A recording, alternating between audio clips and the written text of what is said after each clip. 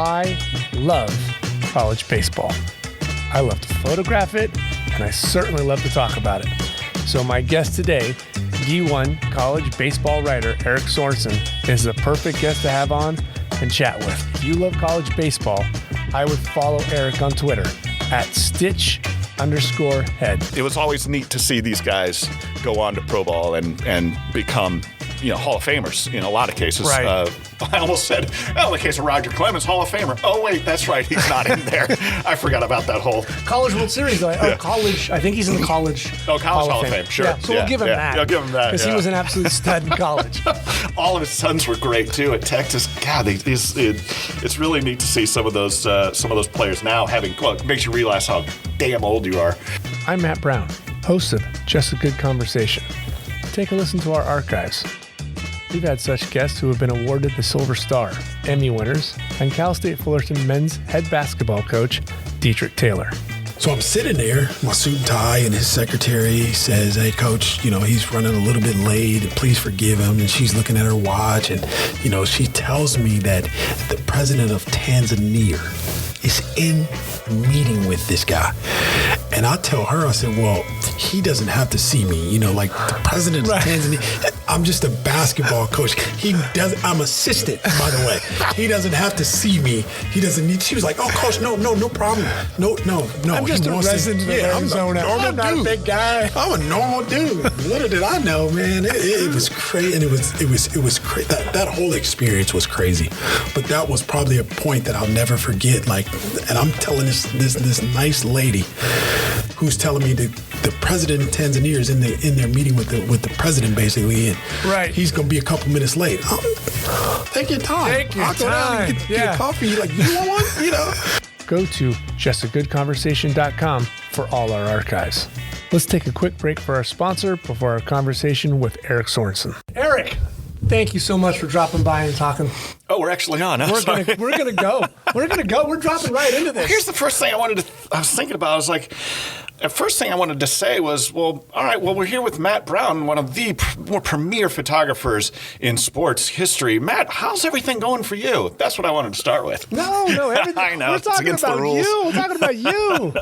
Well, let me start telling the people that are listening, Matt is actually very much an inspiration for me because his photography, and I try to pass myself off as a photographer during baseball games. It's basically my wife has a really kick-ass camera that she lets me use, and if anything happens to it, she'll kill me. But yeah, some of your stuff you've shot over the years has just been, and you've let me use, has been great, and I always try to aspire to be a better photographer. So there you go. That's how I'll start with you, Matt. I appreciate that. Yeah, man. We'll talk to Mandy later about maybe getting you some gear. Sure. Sounds good. Anything free in the photography, as expensive as that stuff is, I'll take anything free, sure. Yeah. So I definitely wanted to have you. You're on, I have a list. I started a list. You're on that list. You're a 2 asterisk on the list, man. Wow. Right. Is it because of my part-time work in porn? No. Oh, okay, good. No, that would have knocked it down to 2. I don't want to talk about that here today, so that's fine. Early days when you needed the money. And lately, I got to go to Vegas to do it now, but, Jesus. California rules. But no, thanks for having me, dude. This is really cool. I'm so glad you had the time to do this. Oh, yeah. I mean, a lot of people have time, but you made it. Good. No, I think it's something I was very much looking forward to. Like I said earlier before we clicked record, when I told Mike Greenlee I was having you on, he was all excited that I was having the mystery man on because we all know you, but we know so little of you. Yeah, that's weird. I don't know much of a mystery. Well, now you know the porn thing, so I don't know. That's out of the bag. Mike Greenlee, missed that guy. And when we had you in our documentary years ago, and you alluded to in there that you grew up and were raised in Nebraska. Mm-hmm. How was that like, being Middle America? Oh, I loved it. And people ask me all the time about going back for spending my vacations at the College World Series. Well, especially Mandy, my wife going back to College World Series, because that's really her vacation. And she'll go there and she'll be my real photographer. But God love her that she wants the vacation in Nebraska. And she loves it. But I tell people all the time, I was like, I wouldn't want to live in Omaha now. I love it still. It's great. But it was a great place to be from. Growing up there, 4 seasons, you had winter. I played hockey all the time, snowball fights, playing football in the snow. I try to tell my cousins and my my friends in Louisiana when I moved down there. It's like, you guys have no idea how much fun football is in the snow. Oh, especially like if it's just accumulating. That's the most fun way to play neighborhood football ever. Oh, absolutely. So yeah, I loved growing up there, and it was a great place to be from and a great place to go back to. I go there now. I mean, you and I living in Southern California, I go there now and I realize, God, this place is really green compared to LA where it's all concrete and barriers and razor jungle. wire.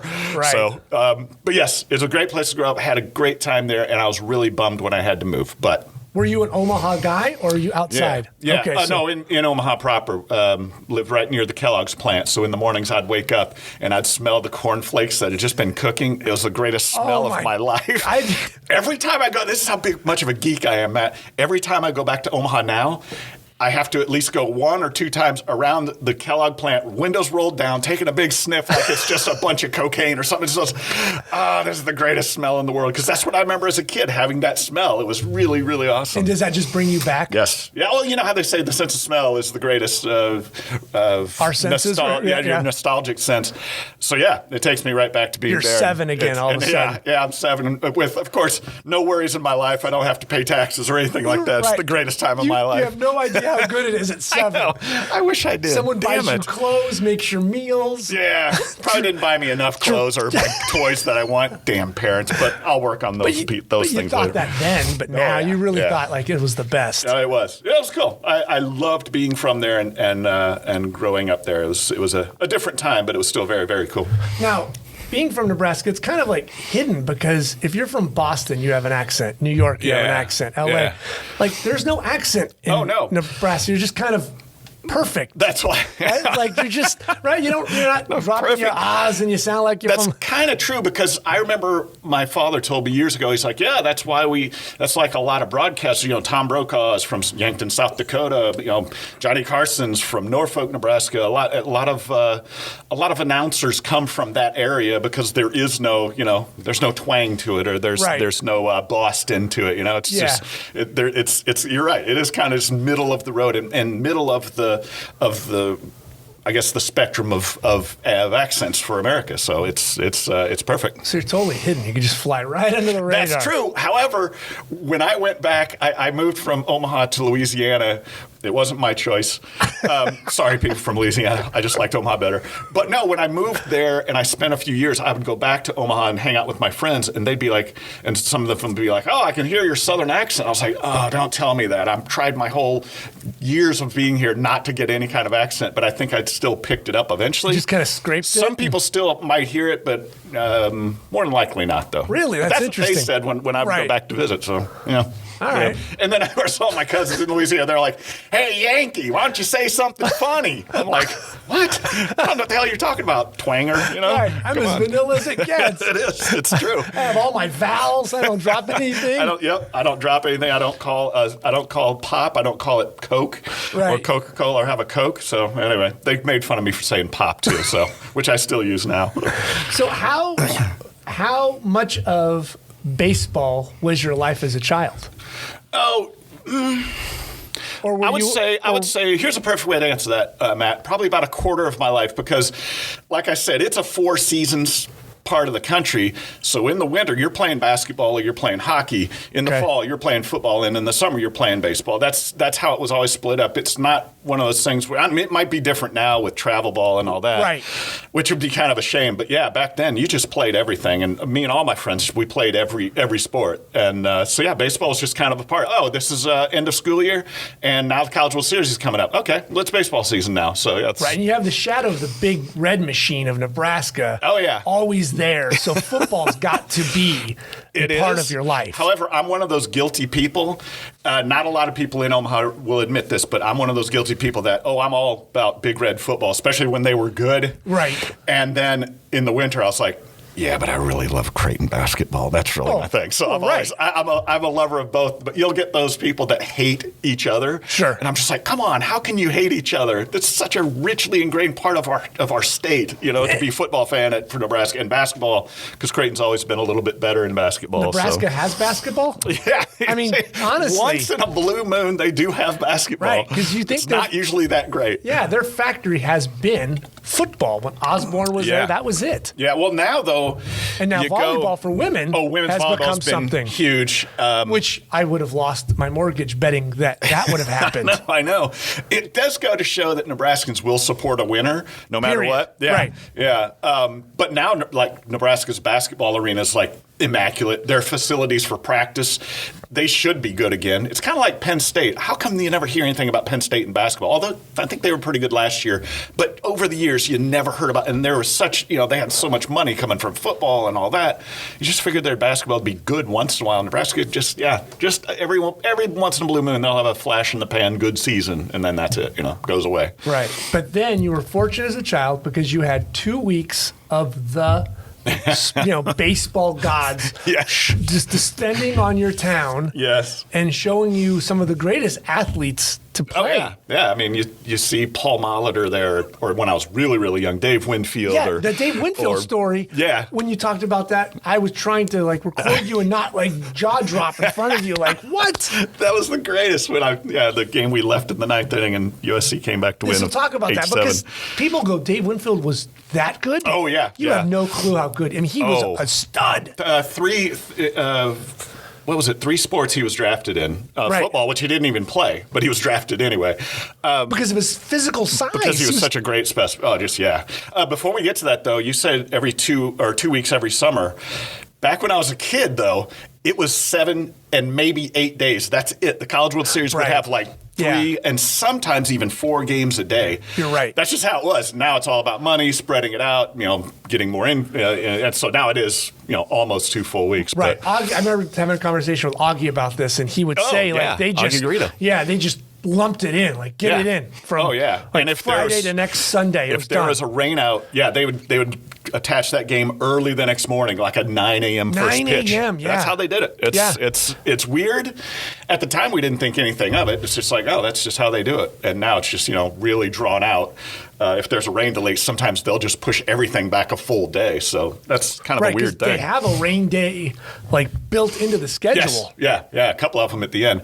So the Dave Winfield story, real quickly, is as a kid, we had my parents indoctrinated me to the College World Series really young. I don't know. I felt like I was still in diapers going to the games. It's mandatory, though, right? I think it is. Yeah, well, I just loved it because there was something about going to a place where there were teams from all around the country. Not just, that's why it always bumps me out when the SEC gets 5 teams in the College World Series. It's all right, yeah, they're good. I wish it was more diverse because at the time, I remember, University of Maine being there. Oklahoma State obviously was there all the time, or it seemed like. When I was a kid, USC and Arizona State, Texas.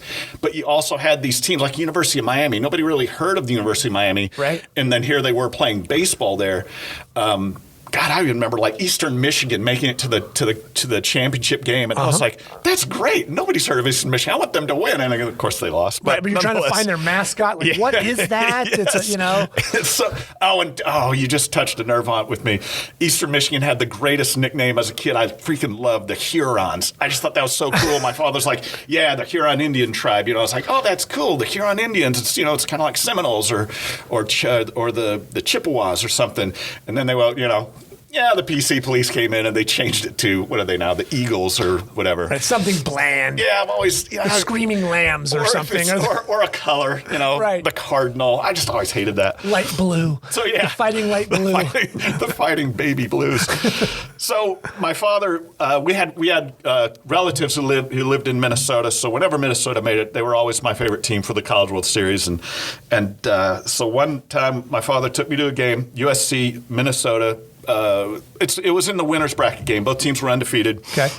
Minnesota grits out to a 7-0 lead. Dave Winfield, you guys might know the story already. Dave Winfield's pitching all 8 innings, and they're up 7-0. And my father says, "Well, we should go. It's 7-0. I was like, are you sure? I don't know. You're not supposed to leave a game." I don't know why I had this wisdom as a kid, I guess, but as a young I feel child, like I did. As you had your whiskey and cigar, you're like, "Dad, we shouldn't leave." How did you know I started that early? Anyway, so we're like, okay, we'll go. So we go home, and of course, there's no internet or there's no, even TV news was already done for the night. And so the next morning we wake up. My dad's at the table reading the paper. Hey, did you hear Minnesota lost? I was like, what? Come on! And he shows me the paper, and I just want to cry. I'm like, and you made us leave that game. I will never forgive you for this.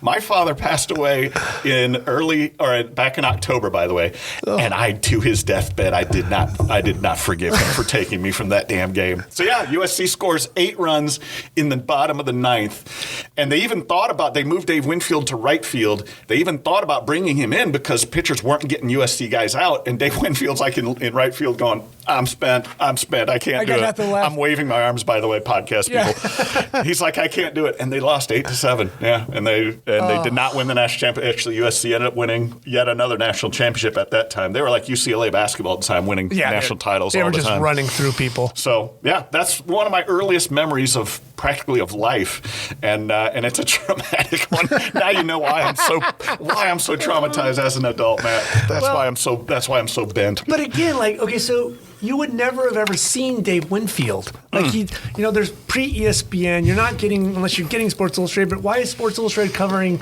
Dave Winfield's team? It was such this little niche, and it came into your town Totally this blessing. Yeah, it was.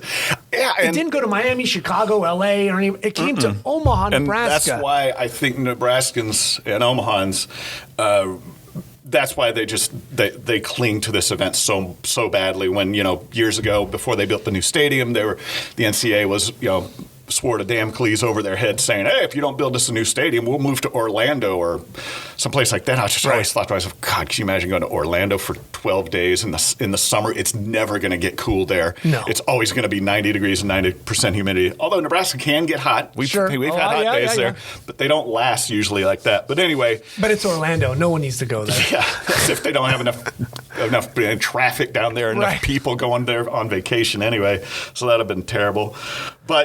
But that was your childhood. But yeah, you got to see these marvelous people. Yeah, so it was a lot of fun. Who else graced your presence as a child that you were like, I can't believe I'm seeing Paul Molitor? Yeah, Paul Molitor obviously is another one. You got Hubie Brooks at Arizona State. Bob Horner him and Bob Horner were on the same team with Rick Peters, and all those guys made it to the bigs. I think Bob Horner made it up in September of that same year. Jesus. So yeah, they had great talent there. Texas always had some good, Roger Clemens, obviously, Calvin Schiraldi.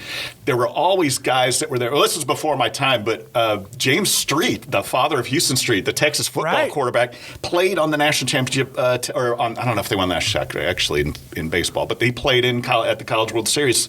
So you got people like that. Deion Sanders played in Omaha, before people really knew that he was a baseball star too. So you kind of got a little preview of what was to come with a lot of guys that you could have a little bit of knowledge, like, oh my God, you're not going to believe this guy that's coming out of Minnesota and gone to the Padres, I think, for Dave Winfield. Like, you're not going to believe this guy. He's another one that played College World Series, and then September that year he was in the bigs already. So it was amazing. It was really, and you didn't really appreciate it at the time. You just knew who was good.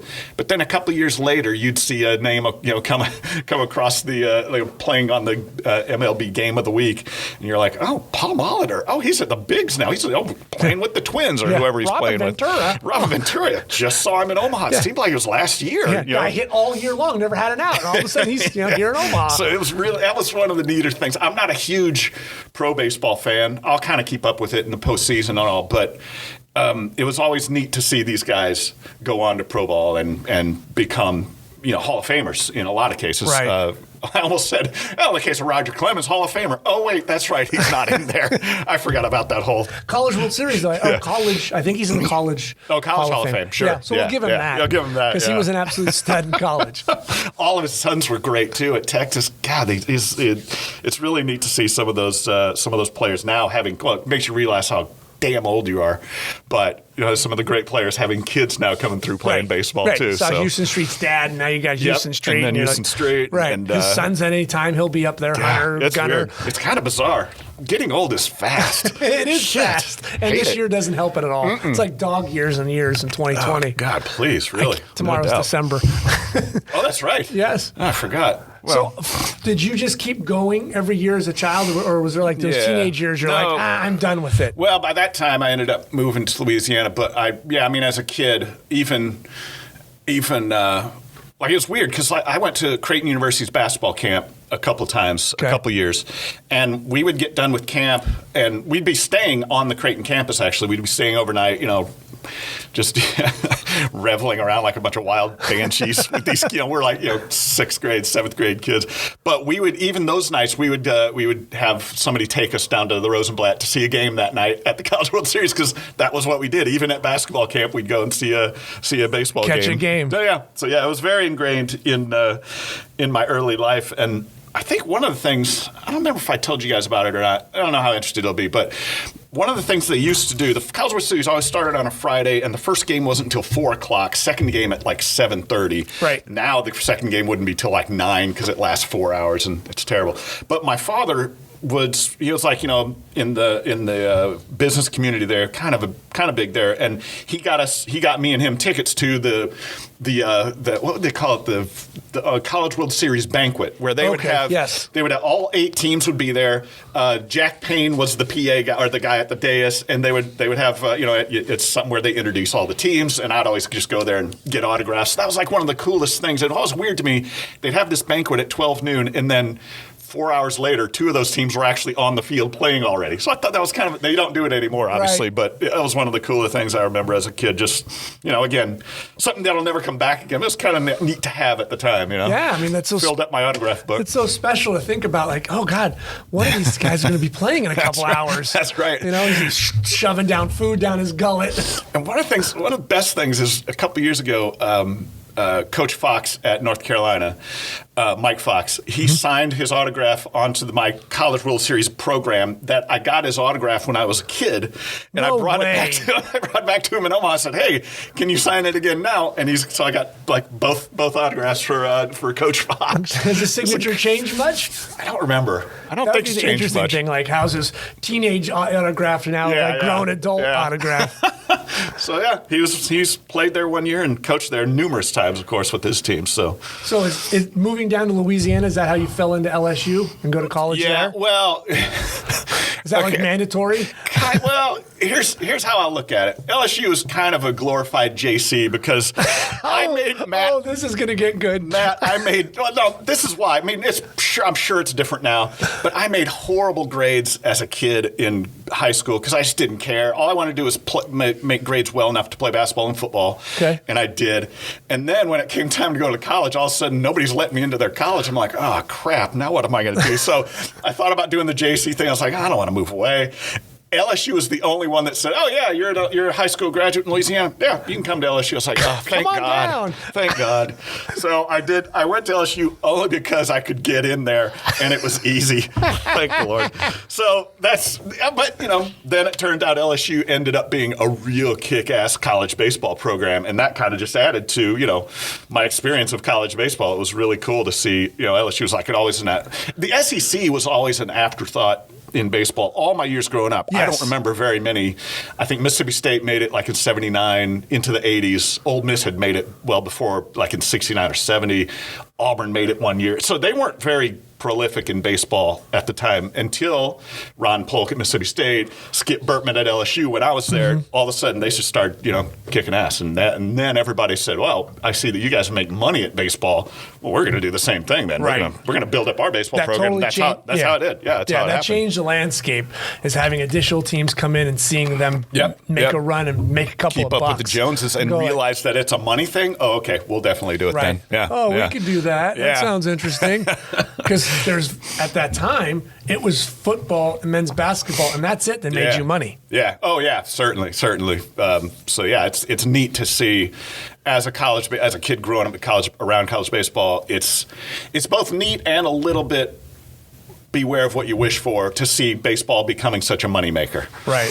So how did you find writing? Did you find writing at LSU? Oh, no. God. So what did you find at LSU other than a good time? That was required. That was required. And I was in advertising because I love the creative side of advertising. So that's what I wanted to do. And because I loved commercials, even though most of them are a pain in the ass.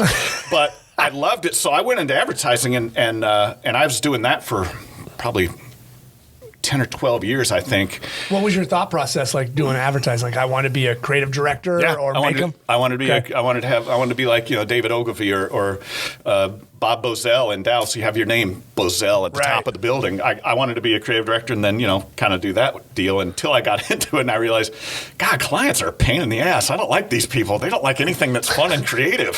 So screw it. Was LSU a good program? No. Okay. It was pretty terrible for that. But I got out with a degree and then I kind of made my way around. I moved to Dallas, Texas, and went into advertising. And then when I moved out here to Los Angeles, my wife is in, she does special effects for movies and TV commercials and stuff. So she makes the money that keeps a roof over my head, obviously. So I'm not too afraid to say that. But no, we realized, well, we're going to be here for a while. And I got into college baseball around here because there's so many good teams. What year is this? We're talking, I moved here in 95. Okay. The year after Fullerton and USC played for the national championship. So I'm in a hotbed. And absolutely. Yeah, and I love baseball. And I started, the way I got into writing college baseball stuff and sports stuff, at the time, the internet had kind of just started to grow a little bit. Yeah, and it was a baby. Yeah, and I kept looking for stuff on the internet about college baseball, and I found nothing. There was, except for, I think Baseball America had finally started putting stuff online. But then you had to join and pay, and I was just like, I'm too poor to pay, even now. But anyway, but yeah, no, I just started realizing, no, there's nothing on college baseball. So I started writing. I started thinking, well, why don't I just start writing some stuff and sending it out and see if people want to use it? So I wrote college baseball weekend wrap-ups. And I sent it out to as many people as I could. And the only people that came back were... who was there to write to? Nobody. You mean like what outlets? Oh, ESPN. Okay. USA Today, Sporting News at the time. But are you looking at their publication at this time? Because their internet websites must have been very, very, just basic. Oh, yeah. That's why I was sending it was to the people online. Right. To see if they need anything. And nobody, there was something called collegesports.com, which eventually became CSTV. Okay.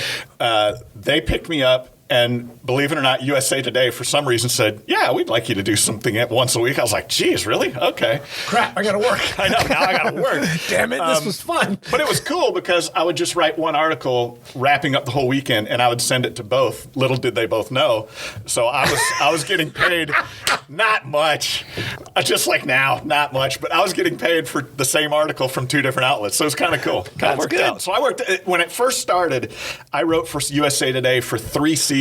I thought I was going to last half a season. They were going to say, fuck you, you're out. Get out of here. No, it's not picking up anything. And then CST, or College Sports, I wrote for, I think, a year until it came back. And I ended up writing with them again because some of those guys remembered me and said, hey, you want to come back and do some baseball stuff? I'm like, yeah, all right. Now, that early writing, what were you thinking? Let me do like game recaps or just kind of? It was all kind of like, I would split it into four regions. What was it? East, Midwest, South, and West, and I would do like a team of the week from each region, honorable mention, and a week to forget, somebody who kind of crapped the rug. So I did that. That was it wasn't a thing, like I'm not a journalist. I'm not a person that goes out. I mean, I kind of do it now. I can act like it because, ESPN kind of made me become a journalist. Yeah, you evolved greatly. But at the time, it wasn't like I was going and doing coaches interviews or writing game write-ups. You weren't doing profiles. It was just recaps. It was just recaps. That was it because that was really about how I really knew how to do. And then eventually it kind of just became like, all right, well, now we want you to do something a little bit different. I was like, well, all right, I think I can do this. And that's why I ended up doing it. So I didn't dare tell them, hey, I'd love to do an expose, but I'm really not a journalist. I've been faking it this whole time. You guys have just been paying me to not be a journalist. Well, how did you do your research then? Because if the internet's so immature, I guarantee Fullerton probably didn't have a website in 95. This didn't start actually till 99, I think it was. Okay, so when people start to get their act together. Was every place kind of had, where did I get my scores from? Because Jeremy didn't start his D1 baseball site, or what was it, NCAA baseball at the time, NCAAbaseball.com. He didn't start that scoreboard, I think, until 2002 maybe. But I don't remember where I got my scores from, but I did. And then I'd go to the website. The school site started doing stuff, so it was helpful to have that. So that's kind of what it was. Yeah, it's funny to think. 18 years ago, 20 years ago, and think there wasn't that the website was the websites at some places were really barbaric. Information. The NCAA didn't get their website really going at that time. It was just kind of really simple, pull down menus, and they'd give a rat's ass about some stuff, and you had to submit to them. They didn't really do any work. Right. So for you to go out and have to find a great game against Eastern Carolina and Coastal Carolina, you had to do your work. You kind of did. But like Vermont and Maine wasn't a Maine, game of the week. But that was the thing. I kind of going from my childhood and remembering all these teams from everywhere, that came out of the woodwork. I would make sure and say, hey, if Maine went 4-0 this week and clinched the American East title, well, they're going to be one of my teams of the week in the East. So I made sure to try to touch on everybody that I could, and it made for like a really long ass write up. But I didn't mind it. I was like, I totally didn't. And by the way, when I first started, I was still working at an ad agency doing copywriting and stuff, for like commercials and billboards and radio and stuff. And I started realizing, I'm like, geez, I'm kind of spending more time writing about college baseball here at my desk than I am the advertising, because the advertising was so easy to me. But baseball was something I wanted to really dive into. So when I started realizing, all right, I'm doing about 65-35 baseball to advertising work, maybe I should just try and do baseball full time and not try to just suck a paycheck from these advertising people, not give them my 100%. Were you working at an ad agency? Yeah. Okay, so you were 9 to 5 or quote unquote? I was working for Saatchi & Saatchi, who is the ad agency that does all of Toyota stuff. I was doing Toyota stuff constantly. Some days were long, but most of the days was really like Mike Greenlee's hours, 9 to 5. It's like you could leave then, but if you were on a shoot, obviously you're there all day and for all week or whatever. But yeah, it was really easy at the time. I talked to some of the guys that are in advertising now at Saatchi & Saatchi. No advertising people will listen to this podcast, so it's okay. But they're complaining all the time. They're like, "Oh my God, it's so much different now. Now you are always working till 9 o'clock at night." I was like, I couldn't write baseball with that. I'm glad I left when I did. Right. Yeah. Now, was your copywriting skills, did that help you in kind of starting this idea of writing baseball?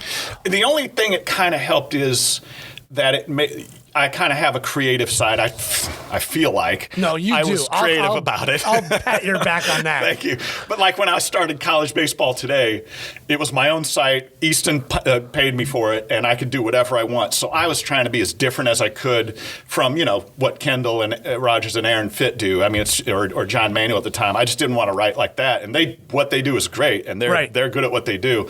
But I didn't want to be the same kind of writer. I wanted to be a little more stylish, or have a different kind of tilt to everything. And include the photography part of it. But I think that came more, honestly, Matt, from baseball is just kind of a boring game. So it gives me something to do between all that time. I love doing I love doing photography now because it gives me something to do between all the downtime that baseball has. Right. So, but yeah, the whole creative side of advertising just kind of gives you a different mindset towards other types of writing.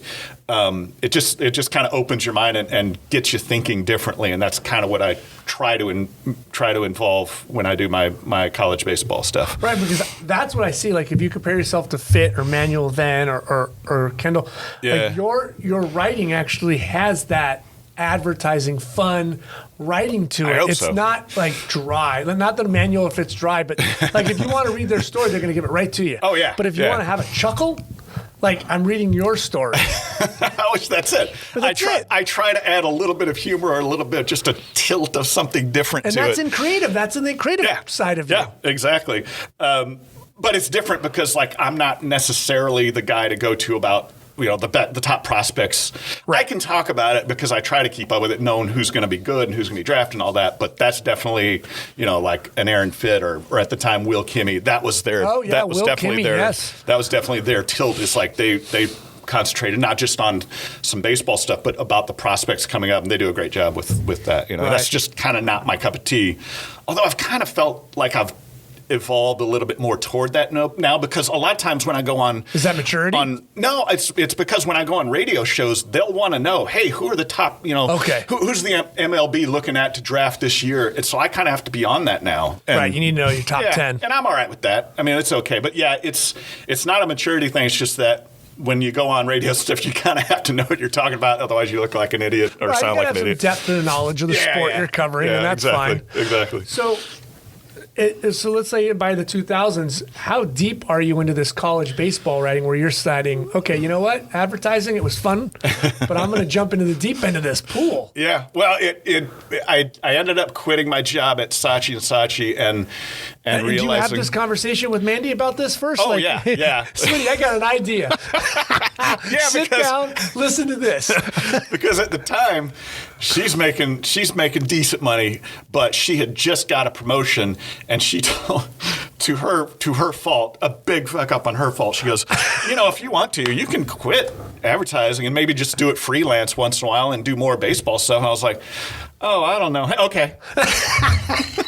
So I did. And then, Matt, I realized, oh, shit, baseball didn't pay jack squat. I'm in real trouble here. You now realize that? I'm kind of faking it. But no, I realized it's just like, okay, I still got to keep a toe in advertising so I can pay more bills once in a while, too. Because, man, this baseball doesn't pay jack squat. Yeah, you can't show up to the ballpark in dirty clothes because you haven't been able to watch in 2 weeks. My wife kicked me out. Yeah. No, I'm still married. I just cover baseball. That's why I look like this. So, yeah, it was, I dove in full hog, from February to June. And then after that, I was kind of, I was through with it. I'd do other things. But yeah, I was, and when I say I was full time into it, I was pretty much writing, especially like after the weekends were over on Sunday night, I would stay up till 3 a.m. finishing all the write-ups and getting it out to people in time, and all that stuff. So well, yeah, because I remember I could send you some stuff after a baseball game on a Sunday, and I'd get an email back from you at like 2:45. Thanks, buddy. These photos are great. I'll use them. I'm like, what? Where are you at? Total vampire hours. Paris? Yeah. It's that. Well, that's one of the things. It's like I'm more of a night person anyway, so I just took on this kind of vampire hour thing, and I'd be like, up till late at night, and that's still kind of what I do. But when you're collecting all that stuff, it's kind of those are your hours. Yeah, you kind of have to. Yeah, it's kind of like the Hawaii game's still being played anyway. Yes, I'm trying to think who's the football guy? Peter with the full head of hair makes me jealous. Anyway, he has that Monday morning quarterback thing, and he always talks about he stays up throughout the night till 5 a.m. Peter King, that's it. Oh, Peter King till 5 a.m. doing his Monday morning quarterback stuff. I'm not sure if he still does, but I remember that a couple years ago, hearing that, and I was like, yeah, I can tap into that. I know that feeling, sure. Jesus. But he's even more hardcore than me, so more power to him. He's way in. Yeah, big time. So that's how the whole baseball thing started, just from a dearth of information out there, nobody doing it. And then I decided, I think me and Mark Etheridge at the time, he had the beginnings of SE baseball, the Southeast or SEC baseball at the time, but he and I were like the only people on the internet doing baseball, except for like what maybe Baseball America was doing, I think at the time, John Manuel at the time. So yeah, that was kind of the beginning of it. But so just college baseball, you just felt like that was a niche you can hang your hat on. It's something I was doing all the time. Like even when I lived in Dallas, I would go to Dallas Baptist games when they were an NAIA school. That's how bad of an addict I am. I'm serious.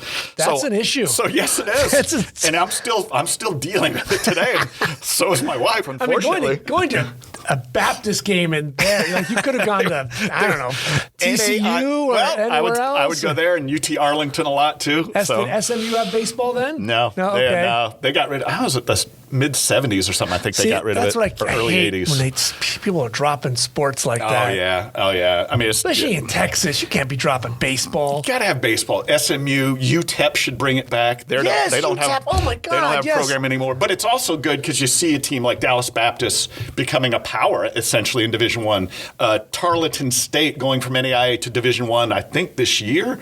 That's like an NAIA school that Dallas Baptist used to play. So they fill it. So yeah, there's teams that come around that have filled that void ever since, and it's been kind of cool to see, especially in the state of Texas where there's so much talent. So that's cool. But yeah, I always kind of had this addiction. That's why I started writing and still am to this day, even though I could do more other things that make me better money. But I don't know. I'll just suffer for my art.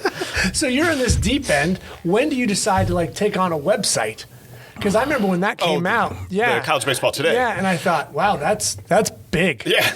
Well, that was forced upon me too, because I was doing writing for CSTV which was what collegesports.com became, CSTV. I know. You need a chart. I do. Of like seeing like family tree of laser like, pointer. Right. All that. Bad comb over. I'm still trying to do that. Right. ESPN went to this and Family Sport and then Time Warner sold somebody off. And I was all at the mercy of that because collegesports.com brought me on to just do college baseball in the postseason. And I'm talking about 2003, 2004 is when I went to collegesports.com, and that was great. I loved doing that. It was really low key. And then about 2005 and into 2006, they started saying, hey, do you want to do some college football stuff? And I'm like, well, yeah, I love college football. I grew up with that too. And they started like having me do college football and like going to their games of the week, wherever it was. They would like send me there. So here's the bizarre thing. You had to pinch yourself. Pinch yourself. Like was it 2006, 2007, I think it was, I would be working at an ad agency. I was still freelancing advertising. I was working at an ad agency, ironically called The Ballpark here in Los Angeles. The ad agency was called? They were called The Ballpark. They had a lot of sports clients. It was really cool. That's so, of course it is. I couldn't have asked for better. Right. You're right. So I would go in, and I was freelance with them, but I was there all the time. And like, for instance, they would say, hey, Eric, are you going to be here on Friday? Because we're going to have some copy that's going to need to be due. And I'm like, nah, sorry. CSTV's sending me to the Ohio State-Texas game on Friday. I got to leave on Friday afternoon, or Friday morning, actually. So I'm not going to be in that day, sorry. And they were just like, wow, okay, well, we'll see you back on Monday. I was like, okay, no problem. That was like the dream sequence for me. It's like working in advertising and then on the weekend going to the biggest college football game and covering it for CSTV. I'm going to Ohio State. See ya. I know. It's so good. All these ad geeks like, what the hell's in Ohio State? And then, well, actually, the guys I worked with, they were sports dudes, so they knew. They kind of, for one time in my life, Matt, somebody wanted to trade a life with me, and that was the only time I felt like I was walking around like a big swinging dick, man. I was just like, yes, I'm going off to the Ohio State Michigan 1-2 game this weekend, and I'll see you guys on Monday. So yeah, see you, fellas. Yeah, so that's kind of how I started branching out into football and other sports was with CSTV, and then CSTV. Oh, I'm getting back to your original question now. CSTV got bought by CBS, and the minute I heard they got bought by CBS, I was like, oh no, they're gonna fuck this up. Sure enough, the first thing they want to do is get rid of CSTV. And why is that? And I know. Why is that? And they did have, because CSTV had its own channel on TV and everything, which was great, and they wanted to turn it into CBS College Sports, but they just wanted SEC football and NCAA basketball. That's pretty much all they wanted to concentrate on. So I didn't have an avenue then. And the guys at Easton, one of the guys at Easton was a guy I worked with at the Ballpark. He was an account executive. He moved on to Easton, and Easton had this idea, Kyle Horn was his name. He had this idea, maybe I should bring E3. E3 was my nickname. Maybe I should bring not error on the first baseman, like, which is apropos because I did play first base in Little League, and I probably had a lot of E3s. Damn it. Anyway. Your life is just a circle. It's just a giant circle. Circle jerk, more like. You couldn't be like Jerry. You have to be Eric to get the E3. Yes. So Kyle Horn had this idea, hey, we'll bring you on. We'll give you an outlet, a place to write college baseball stuff. We'll probably get a lot of clicks. We can have people go on and get clicks from your site. Also, they're going to come and look at Easton baseball products. And so they were great. They were like paying me money to have my own site. They didn't care what I did. They every once in a while they'd say, all right, kind of cut back on the cuss words. Just don't drop so many F-bombs. Right. I'm like, yeah, you're right. Kids do read this. That was part of my kind of creative side, like being a little different. But It's true. I probably shouldn't have cussed that much. But no, they gave me this platform, this playground to do whatever the hell I wanted. And hell, I did it was called Extra Innings, I guess. How many years? I did it for 7 years. I thought it would last 1 year. I thought it would be like, all right, they'll do it 1 year, and then the higher ups at Easton will be like, all right, enough of this jerk. Get rid of this jackass. But no, they kept doing it, and they even increased my pay, which I thought was amazing. But then, how much fun did you have? Oh, it was great. I mean, the best part was when they gave me access to the Easton Company Learjet. I could go wherever I wanted to see baseball games. That's a joke. I'm only kidding. There's not really a Learjet. I always wrote that in my articles. You always wish some company did have the company Learjet. It's kind of true. Eric, we need you to get to Tempe immediately. Yes. No, but eventually, like a dead fish getting caught in the tide, I was at the mercy of Easton got bought out by Bauer, the hockey company, Bauer. And Bauer they came in just, they're all about money. Money. Wait, really? Yeah, A company? I try to act shocked.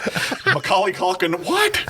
From Home Alone. No, and they were like, all right, well, we'll let you do this for another year and see where we're at. And at the time, I was already with D1 baseball too. Kyle Peterson brought me on with that. So I was kind of like, all right.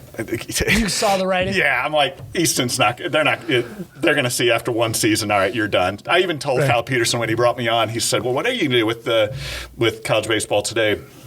I was like, well, I'm going to try and give it a go one more year with this and, doing D1 too. Right. If you're all right with it, I'll still try and do it. But I'm telling you right now, Kyle, they're probably not going to keep me after this year. I'm sure those Bauer people are going to be like, no, jackass, you're gone. And that's exactly what happened. You didn't notice you walked in an injection seat? Like at any moment you're ready? That's probably shut. Yeah. I was literally, I was not figuratively sitting on an ejector seat my whole time, my last year at college baseball today. Some guy was just going to walk up and be like, done. Yep. But I will say the people at Easton, though, Kyle Horn, who gave me the gig, and Callan Thomas, the other guy who was there, they loved me, and they gave me a great place to just go on and just spew out garbage, about college baseball that I love doing. It's always like that. The original people always handle you so well. They get you. There's a reason why they brought you in. They're still there. Well, at least Callan is still at Easton, and we're still in contact all the time. In fact, he talked about maybe me being on a podcast with them, even though I'm not writing for them anymore. But they're still great ambassadors for college baseball. Obviously, the name Easton is legendary. Right, so, it's synonymous. It's hand in hand. So I was really grateful for them to, especially keep me on that long. I just thought, like I said, I thought I'd be on a year and that would be it. But they kept me on a couple of years. It was really nice to be able to do that. It was cool. When did you get to cover the College World Series as a media member? Oh yeah, that was your first year. What was that? What was that? Right, my first year. Because even when I was writing. Because that's the holy grail if you're writing college baseball. Sure. Yeah, sure. When I was writing for USA Today and collegesports.com, I told them I'm just going to write up until like the postseason, because after that, ESPN picks it up and it's done with. So I didn't actually write college baseball in person as a media member till 2003, I guess it was. The first time? Yeah, so that was the first time I did, and haven't missed it since. So you went in 3. In 2003, it was the first time. So that's why. But even then, I didn't go the whole time. Like Fullerton 2004 national championship game or series. I'm sure you were there for the whole time. Yep. Because I was rolled in for the series. I was only there for I would always go for the first 4 days. Oh, okay. And then I would go because I had work to do at home, and other outlets always picked up. But when CSTV had me kind of being their national guy for baseball, I was like, okay, I got to stay the whole time because they want to do phone interviews after the end of each night. So I'd do phone stuff with them every night. So that's when I started staying the entire time. And luckily, I have a childhood friend who lets me stay in his basement, because staying there for a full 2 weeks, Jesus, that's a lot of money. It's fucking terrible. Oh, they charge you arm and a leg. Rental cars, that's why I always rent from Lincoln now. I never rent out of Epley and Omaha anymore because it's too expensive. And hotel rooms, they gouge you for that too. So. Right. The $280 hotel room the next week is $38.95. Yes. Yeah, exactly. You're like, yep, that's it. Yeah. That's it. There was a dead body in here 2 days ago, and you're trying to put me in oh my God. Yeah, no, so that's why I'm so thankful for my friends letting us stay in their basement and just every year stay the same place for free. How was that feeling though? So you've gone as a kid, now you've gone maybe as a spectator, now as a media member. Yeah. Picking up that credential. Was that different? A little. Yeah, it was weird because at you're going to places and it was weird because it's first time in the press box. It's first time ever. Taking that a slow ass elevator ride. Oh God, that thing was terrible. You remember that from Rosenblatt? Oh God, it was like an ice age getting to the press box. Yeah, I got in a fight with Tony Gwynn in that elevator. Oh, do tell. No, we'll get to it. You tell me. Tony Gwynn. Yeah, Tony Gwynn and I go way back. Oh, I didn't know that. That's great. Oh, I can't wait till this podcast is over. Anyway, no, but it was just kind of surreal. It's like, wow, I'm actually being paid to look at this stuff and watch this stuff now. Yeah. It might not be much, but it's really it was a really different cool. perspective. It had to be cool. Yeah, and my father thought it was the greatest thing in the world. You actually get paid. You get to go in the press box now. I'm like, yeah, But press boxes kind of suck because you can't hear anything. Yeah, the windows are closed. Yeah, windows are closed. That's what I've always hated about that They brought you press box. Zestos, though. They do that once in a while, and I'm very thankful of that. That's true. But yeah, Right. no, it was definitely different, and it's kind of cool at the same time. It was great to be able to do that. I feel like it's like to get paid to sit there and be in the press box at the College World Series is almost criminal. Did you stick it to your dad a little bit, though, and stay all 9 innings? You don't leave early? I told him, I was like, yeah, I know. Now I have to stay no matter what. So, yeah, I can't. I don't have you to drag me out of here anymore, thank God. Making me do this. Well, that was a good year, though, 03. If you're going to start off, you got some decent teams and a good run. We were there in 03. And I'm trying to think, 03 was the Rice-Stanford final. Oh, the first year of the best of three, actually. Yeah, that was the first year. And Rice won it that year, right? And Rice won it with Wayne Graham's first national championship as a Division I coach. I think he was the oldest coach to win it. Oh, I'm pretty sure, yeah. I mean, he was 106 then or something. I love the guy. He was fantastic. He actually played... we had him at Fullerton one time. Yeah. He was so sweet. Oh, greatest guy ever. I was like, good Lord. And his wife Tanya is one of my good friends, I'll say.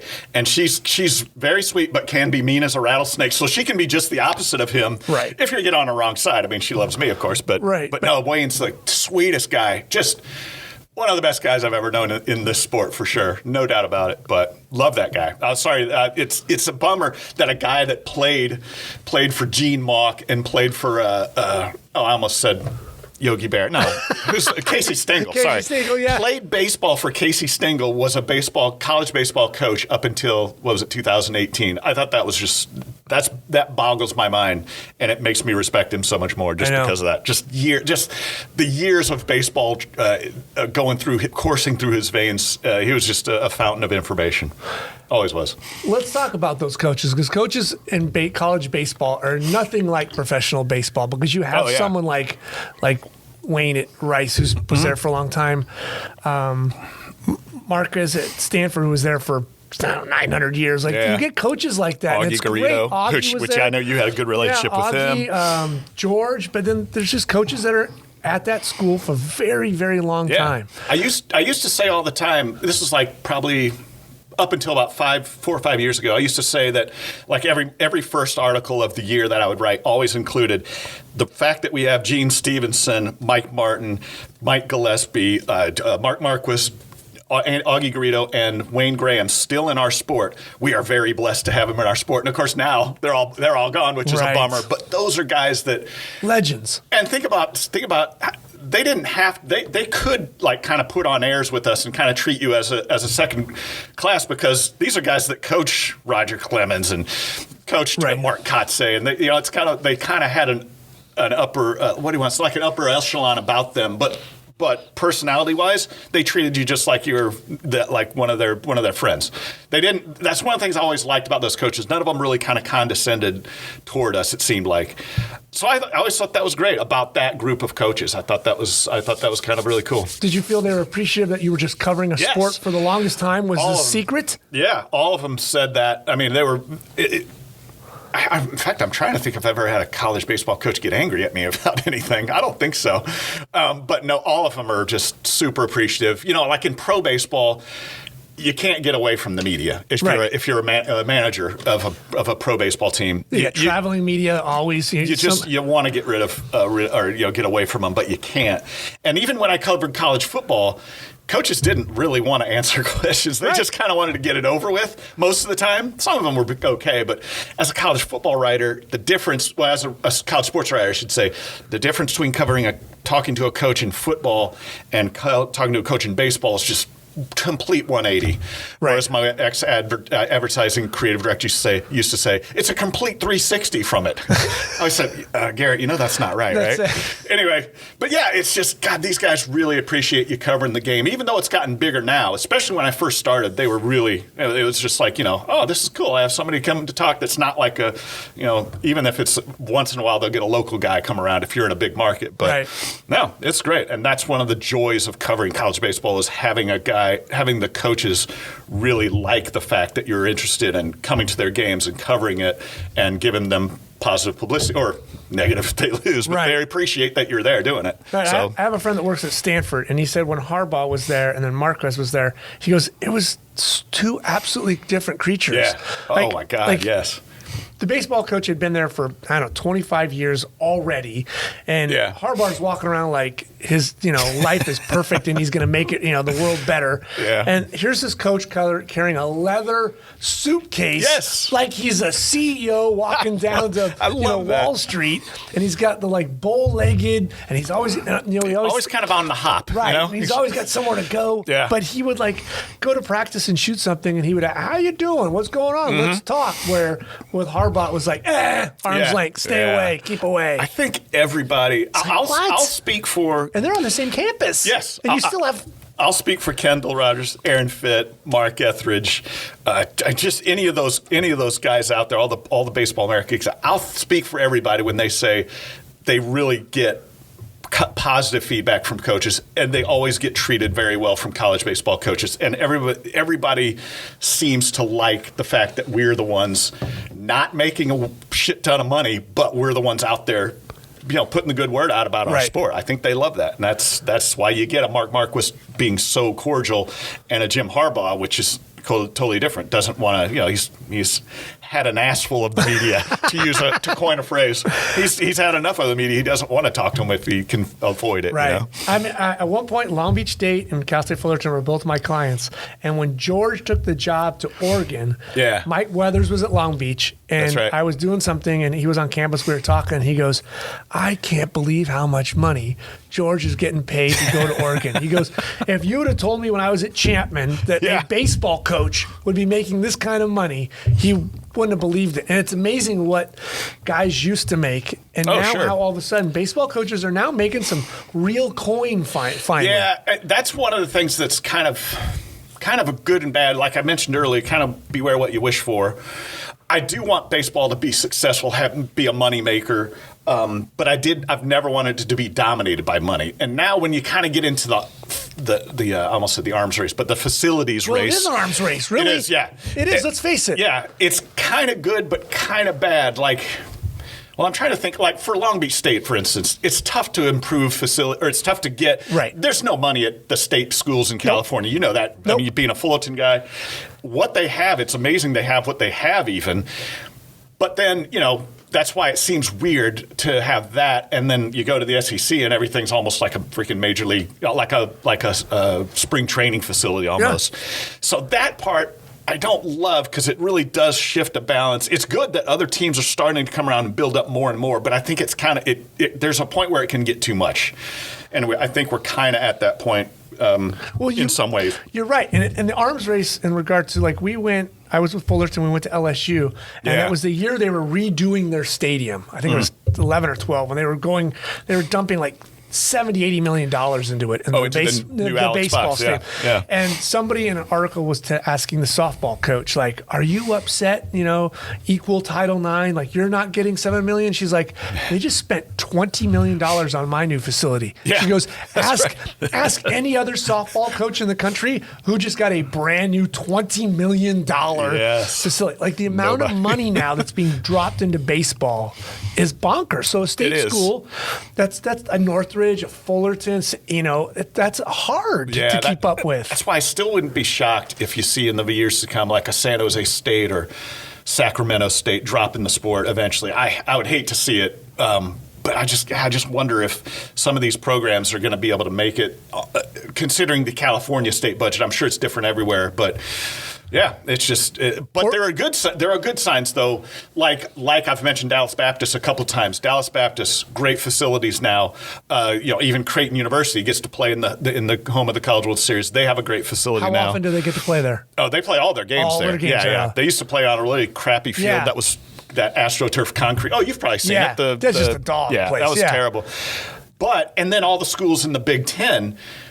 The last 10 years realize, okay, we're really losing ground. We need to up our facilities, everybody's had either a brand new stadium or a new facility built, which is great. They all needed it. And like even the University of Minnesota, as far north as you get there, their baseball facility is really outstanding, really outstanding. And then they can play some of those early games where the Vikings play indoors. Right. And I've been to a couple of those tournaments there to see that in the middle of February, 22 degrees outside, but it's 68 inside. Right. So it's really bizarre the way college baseball has evolved. The money. And it's a big thing. It's a good thing. It can be a bad thing. I don't want to see it get too big, but it is good to see a lot more programs upping the ante. But can it stop from getting too big? I mean, like you said, the Big Ten. Michigan 15 years ago played in a crappy place. Michigan State or Indiana, whoever has baseball. Yeah. You got football money coming at you. You've got boosters saying, let's spread it around.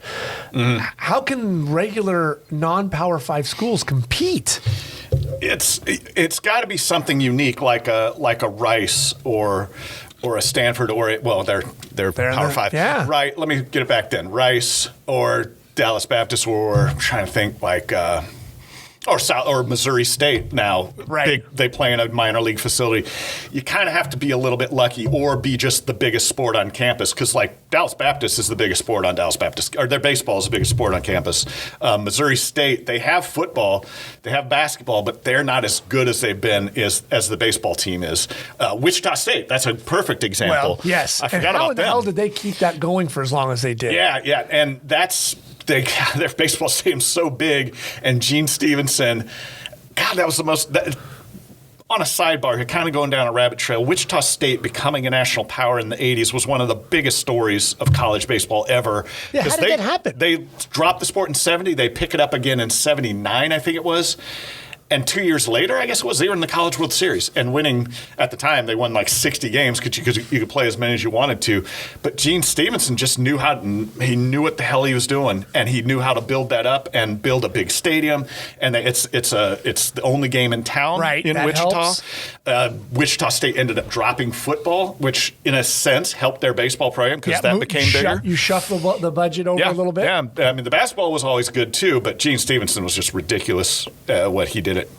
And so, you see a lot of those small Wichita States like becoming a power, East Carolina becoming a power. I know there's some that people are going to want me to mention, but I'm missing it. But again, to see those kind of becoming baseball schools is kind of cool. I like that, and it's cool to see. I don't ever want the sport to get so big that a non-Power 5 school can't compete for a national championship. I always want to have our Coastal Carolinas, our Pepperdines, Fresno our State Wichita a couple State. years. Well, Fresno, of course, that's a state school too. I always want to see that. Again, that kind of springs from my childhood, seeing these teams come from out of the woodwork to come to Omaha and play in the College World Series. I mean, that's my worry as a Fullerton guy. Like, how much longer can they compete in this arms race where, SC's dumping money, UCLA's dumped money into their stadium the last couple of years. They put in a big video board, this and that. And, Arizona State now plays in a brand new ballpark. Minor league facility, they regurgitated up and changed. Arizona the same way, too. Arizona State and everything. Washington's got a nice stadium right there on the lake. Very nice. So, you get, Fresno State in 08, and Coastal Carolina was at 16. Yeah. Like, are those just lightning strikes lucky, or can small schools still compete? To an extent they are, but no, I still think small schools just they still can't compete because our sport only has 11.7 scholarships. Yeah, and that's a guy we're going to go there. Let's talk about it, because that's the issue. It bothered me at first, but in some ways, and I know this is sacrilege, in some ways I see it in a good way because... Explain to me this, because I've had ADs scratching their head going, oh, God. No, I know this is blasphemy for college baseball, but let's take a guy that goes to LSU. He goes there, it's a freshman, and he sees just guys that are built like linebackers in front of him. He's not going to touch the field. And he's like, all right, I got to go someplace else to play. Well... maybe I can go and play at, East Carolina or a Coastal Carolina type, one of those kind of schools, or Liberty, where a small school but has a great facility. So he's going to go there and get some money to partial scholarship. So that's why I think it kind of helps even things out, because the good players aren't all going to go to one place because there's only so much money to go around. The good players are going to spread out more in our sport, and I think that's what's always been the key to college baseball. Now, Can Coastal Carolina go to the College World Series every year? No, but they can be good enough to go to the NCAA tournament every year, and that gives them a chance to go to the College World Series. So that's why, Pepperdine in '92, Fresno, and Coastal Carolina. Those are like some of my favorite years at the College World Series because that just plays to my cheering for the underdog type that I've always had. 297 teams play college baseball. That's what I saw. Yeah. I saw that Fresno team in 08 because they went through the Long Beach region and beat them. And I saw them, and I didn't see Coastal Carolina, but by looking up it, I understood why.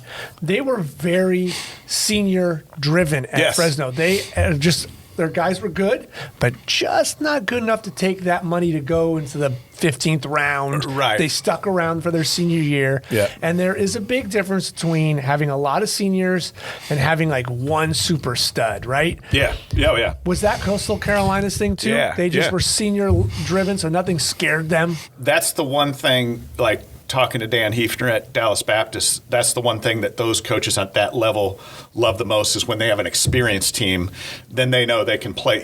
Experience will overcome talent a lot of times, especially if the talent's young, I should say. Right. But the senioritis on a team, those teams that don't quite, that's what's kind of interesting about this past year, only having 5 rounds of a draft. You're going to have a lot of guys coming back on a senior year, junior and senior year, and they have to now because it's going to make our game really interesting this year. But as far as like talent-wise and I think the play is going to be as good as it's ever been. But those lower echelon schools, I said lower echelon, but the mid-major types, the way they kind of get that lightning in a bottle season is with guys that are very experienced and have been there, and maybe not, but you still have to have good talent. Like Fresno still had a number of draftees. They did. They just didn't go after their junior year. They went, they stuck around another year, and that's They rolled that dice and stuck around. Yep, and that's the kind of thing. It paid off big, and that's the kind of thing that lets some of these mid majors kind of be on par with the big guys when they with the top Power 5 conference. But there's a double-edged sword. Like if you're at a name the big schools. Let's say like your Texas, right? Yeah. Your Texas, they're losing guys. He's a stud and he's gone. It's a second round, third round, he's gone. And you're going. If that kid stuck around, one more year. They know the animal that they have to deal with, though. I mean, that's certainly true. You're right. There's a lot of times coaches are kind of like, oh God, please stay another year, and then they the money's too good or their draft goes too high, and that just happens because that's a drag. Yeah, it happens. But I think it's good though, because our sport at least does make you go for 3 years before you get drafted. I think that's cool. It's better than the one and done. I don't want it to ever be basketball and done, which is fine. I kind of wish basketball just go. If you want to go out of high school, just go. Yeah, screw up your life and go. Yeah. Right. Or in the case of like a Kevin Garnett, there's no reason to go to college. Right. I mean, there really isn't. So him and Kobe would have wasted time. Yeah. So I don't want baseball. I mean, they do have that, but I don't want baseball to go to where you can go 1 year and then leave. I like that it's 3 years. I like that. So that's a good thing. I think there's very few 18-year-olds that have the physical and mental makeup to go. Basketball, it's much more one-on-one. You're a left fielder who's 18. You could sit there for all day and do nothing. Yeah. No, that's a good point. Absolutely. Football, same way. You can't go. No. Obviously, you can't do football, but basketball is the one sport I think you can get away with. Yeah. And you'll have a lot that don't pan out, but you'll have a lot of, again, Moses Malones or Kobe Bryants or something like that. So, because I asked Timmy Richards, I said to him, because he was a senior when he was at the College World Series, and I said to him, like, what was that difference being a freshman? He goes, coaches were telling me what to do. I was reading the scouting reports. I get up to the plate, and I try not to crap my pants, right? Because you're just a freshman. But he gets to the College World Series, and he knew exactly what pitch that guy was going to throw because he can see it in his hand. Everything was tipped off. He knew he had 4 years of college ball, not 4 years of baseball, college ball. And he jacks 2 home runs in the College World Series because he knows it's happening. And that's the difference of just having that senior or having enough of them. Right, whether you're a reliever or you're playing, shortstop like he did, having those seniors help you, and I think that, like we said, Fullerton or Fresno or Coastal Carolina, who I'd never even heard of.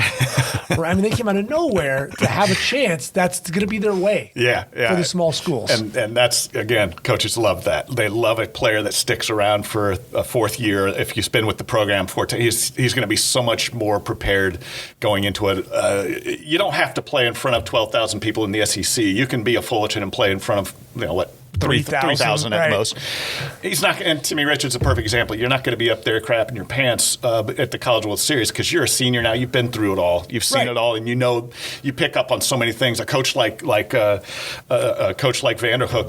Rick Vanderhook is going to give you that kind of knowledge. Going to teach that. It's going to ingrain you by the time you're a fourth year player. That's that's one of the great things. You're not playing. Or if you're not playing. But like a David Bacani, he was there 4 years. And he knew what he was kind of the same way. Led him to the College World Series too. So love those kind of guys. 4-year guys. Love that. That's great. That's one of the better things about our sport. So how do you get into these? And I'm jealous. I see you sitting in stadiums with beer all by yourself on these baseball road trips. Oh, here I am, at this place on a beautiful Saturday afternoon. Me and my Modelo or whatever the hell you got in your hand. Never a Mexican beer. I'm sorry. Right? Well, where are you getting these beautiful road trips? Well, so a lot of this started during the shutdown for COVID, and I just decided I'm just going to go to all these places. I'm going to wait here till a goddamn baseball game comes back. Oh God, Eric, so that was my thing. So I have a motorcycle. I like to ride it a lot. During COVID, it's been glorious to be on the freeways of LA because they're mostly not as much anymore. But at the beginning, oh God, it was the greatest thing. Like donuts, yes, and 10 freeway. So that was just kind of my idea. I'm going to go there, take a picture with a beer. Most of the time, those beers are actually empty. I'll just let you know. But and just say I'm waiting until a game comes around. It's all fake. Yes, it is. It's from my advertising roots. And you can't get away from it. Last year it was during. This is obviously pre-COVID, but I guess it was October of last year. A friend of mine, he was my gay stand-up friend. He was going to New York City to try to become a stand-up, and he said, "Hey, I don't want to ship my car. If you've got time, do you want to drive my car to New York?" I'm like, yes, of course I want to do that. So that's where I got the idea to do this quote-unquote cross-country stadium tour. So I just stopped at every stadium I could, and it was a great trip because I got to go to James Dean's grave. I got to see the biggest ball of twine. It was just really a lot of fun. So that kind of where the idea came from of just, I like to go to a place that's, nothing's going on, take a picture of the stadium, imagine what it'd be like on a game day or something. So did you find some stadiums you really were surprised how nice they were? I found a little bit of that, and I found a little bit of how crappy some stadiums were too. Unfortunately, some of those stadiums in the Mid-American Conference just were not that good. But like Kent State had a pretty nice stadium, and I got to see the Kent State the Kent State Massacre site, which was really moving. I really like that kind of stuff too. But like Delta State in Utah, who's becoming a D1 member this year, I think. They have a great stadium there. They've been a D2 power now for a number of years, but they have like a 3,000-seat stadium there. I had no idea they had such a nice facility. It was really cool place. But you kind of had these little gems here and there that were kind of nice. And then you also go to these little places like Hayes State in Kansas, where they have basically just a few bleachers. Right. It's interesting. It's a recreation park. Yeah. It's interesting how the different types. But you do see a lot of stadiums that are a little bit better than you thought. A lot of people you see that have put some, like Illinois State. I was blown away at how nice of a facility they had, and they've become good over the last few years at Illinois State. So you see a little good and bad. Penn State was the one that really blew me away, though. On that trip, I finally got to see Penn State. I've always wanted to see their football stadium. Okay. Unfortunately, I couldn't sneak into that, but jumping fences and that one was too locked up, like tighter than Tom Thumb's ass, man. I tried, but I couldn't get in. I couldn't get into their baseball stadium either, but I was able to find some vantage points, take pictures over the fences. But they play in a minor league facility, and I'm just really? Yeah, they play in a minor league park that's really nice. It's right next to the football stadium. Who's the minor league I can't remember. I was just trying to think of the name of who that is. It single A? Yeah, it's some single A. I can't remember the name though. I really can't for the life of me. But they share it with them, and it seems first class. Really nice. I really hope Penn State makes something of it because that's a great facility that they moved into. So it's been there for I want to say about 8 or 10 years now. I guess. So let's pause for our sponsor before restarting our conversation with Eric. Well, there's two hidden gems I don't understand, and maybe you're going to be able to explain it to me. That I don't understand how they're not national powers. How they're not national powers? Not national powers, right? They should be every recruit's #1 spot. Their 11.7 scholarship should be filled up every year. Yeah. And they are within 120 miles of each other. Pepperdine and Santa Barbara. How are those two schools not national powers? Pepperdine has an absolutely gorgeous location. Yes. Yeah, I remember right. the first time driving with the team, Fullerton, on the bus up to Pepperdine, and there's that grassy hill with a bunch of half-naked co-ed students laying out, and I'm just thinking, oh, this is going to be a great day of baseball. Yeah. And then, Santa Barbara's got a lagoon. Yes. Again, it's right on the beach. It's right a on the beautiful beach. location. It's a beautiful Unbelievable. school. How are they not national powers? Here's the thing I will say that's going to contradict that is I think Andrew Checketts has done a great job with them the last few years. But 30 years they should have been. They should be a C. Oh, as far as that goes, yes, they should. For years, they were always just very middle of the road. Oh, middle of the road. We would go there. Ryan Ermeling and I would go because their games were day because they didn't have lights. Yeah. And so we'd go there and then we'd just venture around the city because it was an easy win. It's true. But yeah, those two places are two of the places that if I was a high school senior and I could go anywhere I wanted to as a baseball player, I might have to hang my cleats at one of those two locales because not because they have the greatest facilities, just because. Well, Pepperdine has probably some of the best co-eds in the country. I don't know if I should say that. Yeah, screw it. Yeah, yes, but and Santa Barbara kind of the same way. Just that location. I made a Twitter post when Santa Barbara got eliminated from the College World Series, and even Ryan McGee gave me a comment on this. I put a comment. They got eliminated. I can't remember who beat them, but they won one game in Omaha. They won 1-2, and when they got beat, I put down a picture of their campus, I think, and I wrote down, yeah, sure, UC Santa Barbara got eliminated today, but when they go home, they still get to live in Santa Barbara, California. Right. And he was like, Ryan was like, that's really smart. That's true. They do get to do that. Yes. But yeah, those are tough places just because of the campuses aren't. It's not like a huge facility. Their facilities aren't the greatest, but their location. I hope Rick Hertensteiner doesn't hate me for this. He should be able to bring in so many athletes to that location. But him and why am I drawing the blank here? Steve Rodriguez, the coach before that. Yes. Both of them have done a good job, I think, with that program. I think, because they've never had a season where they're under 500. Right. They might not make horrible. They might not make the NCAA tournament every year. I think that has more to do with the West Coast Conference than anything. They should be. Yes. They're always a little bit better than their RPI says. But I think they've kept that program being good and relevant. It's a beautiful view. For years. It's great. Gorgeous. It's my favorite place to watch a game. Yeah. The people at Mississippi State get pissed when I say, well, you should see a game here. Well, I actually have seen a game there. It's been years ago now. I haven't seen their new facilities, but there's nothing that beats going to a Pepperdine game. Their field is always usually pretty immaculate. Oh. The baseball level of play is always good. It's always better than people think, and the view is outstanding, of course. And I often like to go there, like go to the beach for a couple of hours, then go drive up and go to a game. That's like one of the things I like to do when I go to Pepperdine. It's just kind of a ritual I like to do from time to time. I think that is a wonderful memory going. Because I always would make that trip there at LMU because it was day games. Yeah. It was midweek games, so freshman Ricky Romero would be pitching on Tuesday in Pepperdine. He'd go 4 innings and just shove. And I'm sitting there shooting guys warming up and everything, and then Horton yelling out, "Maddie, come here. Come on over." I come over, and Pam Anderson's son was the ball boy for Pepperdine. He'd be like, "Can you take a picture of the coaching staff with this lovely lady?" That's right. I was okay, sure. I was there. I should say there was one time Coach Rodriguez at the time, he gave me a hint. He said, "Hey, just thought I'd let you know, Pam Anderson's throwing out the first pitch at our game on Saturday." I was like, "Are you shitting me? Oh, I'm going then for sure. I'll be there." Goddamn LA traffic got me late. Are you kidding? And I always leave early. I always leave with enough time. And LA, there was something bad on Gladstone's having PCH. No. It was going up Pacific Coast Highway. You never know. You never know. If there's an accident, PCH gets shut down, you're screwed. You're done. Call it. It wasn't bad, but it was backed up enough to where I missed the first pitch. I missed her, and she left right after that, too. So yeah, she did her job. Luckily, I got a picture from the athletic department that let me use it in my article. I had to act like I was there. That's one of the times, just between you and me, that's when I lied about something. I acted like I was there, but I really wasn't. Shit, I was so pissed. Now, if I'm a kid and I got a choice between Arkansas and Santa Barbara.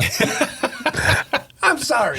Well, Arkansas is a wonderful place, but it's not Santa Barbara. We are two Californians talking about that. If I grew up in Springdale, Arkansas, I might be saying, holy shit, look at this place. It's like a pro stadium and a pro facility. I'm not going to rinky-dink Santa Barbara. Like that. I know. That's true. That's true. But I'm 18. I'm with you on that one, though. Yeah. I'm totally with you there. I just remember call me there. a gaucho. Yeah, I remember going the first time and just going, oh, my God, why is this place not a powerhouse? Well, again, I think the coaches that are there have done well doing their since. Best. Yeah, they're doing well now. And I still think, in fact, in my upcoming preseason top 25, I have Santa Barbara in my preseason top 25 for next year because they were off to a great start last spring. They were. Swept Oregon State up at Oregon. Weren't they undefeated or like 12-1, 13-1? 15-3, I think they were. But they were just kicking ass. So they're going to have a hell of a team this year, I think. So that'll be fun to see. 15, right? Say again? Did they go in 15? Oh, to the World Series. Yeah. I think that was 2015. They rode that pitcher. He did great. Oh, Shane Bieber. That's right. Shane got Bieber. Him there. And then they went off the rails a little bit, and he got him back on track. God, that was a great team. And hitting that Sam Cohen hitting the grand slam in extra innings to send him to Omaha. Right, but that's the experience factor. Once they got to Omaha, they thought that was it. They were at Omaha, and they didn't realize that's not it. It's not about getting to Omaha. Yeah. And I'm sure. Yeah, if they would have gone back again the next year, I'm sure they would have. It's one of those things like Fullerton goes enough to where they know what to expect. Right. So that's kind of one of their advantages, but. Well, again, you say that, and then a team like Coastal or Fresno, that was their first and only time to go forever. Was that senior leadership? Yeah, that's the senior leadership thing. Yeah, true. I'm not crapping my pants. That's true. I know right. I know what I'm doing. Yep, I know what to expect. I know what the pitcher's going to do. Because I think at Santa Barbara, I think a lot of those guys were completely unexpected of that season. They had never had a season like that before. So even that season being that good to them was new territory. Yeah. Oh my God, we're beating people. I think that's what Coach Checkitz is trying to get them over now.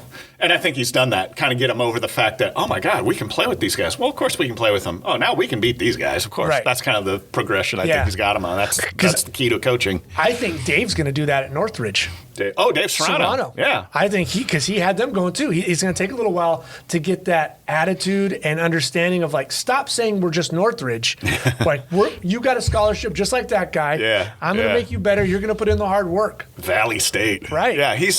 I actually was just texting with him earlier today because I was going to do a small write-up of him of the program going into 2021. Just kind of a fall report type thing. But he was saying, he's like, yeah, we're really excited about what we got. We think we're going to be able to challenge for the Big West title this year. Hawaii's good, Mike Trapasso said the same thing to me. He said, we thought 2020 was the year where we could go to the regionals. Right. We thought we had a regionals type team. So I know this is going a little bit off the rabbit trail, but I think the Big West Conference is going to be really good this year. Really I hope so. And Dave Serrano and Andrew Checkitz, they're part of the solution to that. Their coaches, the Big West has gotten better coaching over the last few years too. Right. And Eric Valenzuela at Long Beach, I did a fall report with him too. They're just loaded too, and they had a great start to last season. So, yeah. Well, okay, so we're not off the rabbit trail. Let's talk about this because Long Beach to me it's bothered. I started working there in '96. Yeah. They had all those runs. They had some great people, players. Oh, yeah. Guys that have come through there are amazing. Dave Snow. Right. I remember my Dave Snow trying to get on the podcast because that unbelievable. He's another mystery man. He's so when he left and walked away from Long Beach. He was gone. He was never heard from him again. Right. He just shows up in boat shoes and a Hawaiian shirt and just quietly makes He's around. like when Johnny Carson left Tonight Show. Never heard from him again. He just played tennis and drank. Yep, That's it. Yep. Banged on the drums. But Steve Janis, the SID, said to me, I was supposed to go to the College World Series with them. My first year, they go. And he says, oh, don't worry about it. We go all the time. We'll take you next time. Is this the 90s? This is 96. 96. Well, it was the 97 year, right? I started in 96, 97. They've never been back since. Never have, that's right. Clinton was in office. That's how long ago they were. Second term Clinton. Yeah. And I said to Rick a couple years ago, I said, are they ever going to get back to being where Fullerton and Long Beach were top 10? I love that rivalry, yeah. Right? Weaver and he's going at it with Windsor and those games, and you got Tulo and just players. And he goes, I hope so. But they've had some rough times, but we've got better coaching in the Big West. Hawaii's, like you said, might get their act together. Will not playing last year help like the smaller, and I hate to say that, smaller schools get a little better? Sure. I'd said it from whenever the season was first given the axe. I said this. My first reaction was, I think this is going to help the mid-majors a lot because they're already going to. A lot of them were already going to be experienced, but they also going to get everybody back. I guess Long Beach, just talking with them, I mean, they had Seminaris, their ace pitcher, did leave, and their best hitter, Jones. So they did have two guys that left that got drafted because they were good. Right. But yeah, I think, and plus the fact that, and we're talking about Long Beach here. You win a series against Mississippi State, you sweep Wake Forest, a good Wake Forest team. That had to just give them so much confidence out the yin-yang. I think that's going to help them a lot. And Eric Valenzuela, to me, because they were abused a little bit. That last year with Troy, that was ugly. Oh, I know, and I love that Troy Buckley. Yeah, I love Troy Buckley, and I'm too. really shocked that they didn't do better with him at the helm. I know they had some good years. I mean, obviously that year where they, what was it, 18 when it was Fullerton and them, right? and that Super Regional. That was, that ninth was, inning, winner take all. Rivalry was back. That couldn't have been happier about that. But yeah, he really hit hard times, and he's better coached than that, I know. But yeah, it's just one of those things. I think Eric Valenzuela is the right guy for the gig. I think he's going to bring them back to not going to be mediocre anymore, and I think he's thinking his teams are going to be NCAA tournament teams every year now. Do you think Gill can get SC back on track? Oh, I like that hire too. Yeah, and I throw SC in like the mids because they haven't been a major power since Gillespie's been there. They've just been this fortunate to be in the Pac-12. I know, it's so sad. I can't believe I say that, but it's true. It's one of the sad things that for many years. They were the shit. I mean, they were at Omaha every year. I hated them because they beat everybody. They were the brand of college baseball. And Coach Dato. What, 12 championships or something like that? 12 national championships. Jesus. Oh, I got to tell you a story about my father introduced me to Rod Dato. Oh, anyway, I'll get to it. Let's do it. But no, Jason Gill, another good coach. He really impressed me when he took LMU to UCLA 2 years ago. Yes, yeah. When they played the regional there, they could have and maybe even should have beat UCLA to go to the Super Regionals, which would have been against Michigan, who ended up going to the championships. Right. But that team had so much energy and had good talent, but he had that team playing so well. I think that really got him the USC job.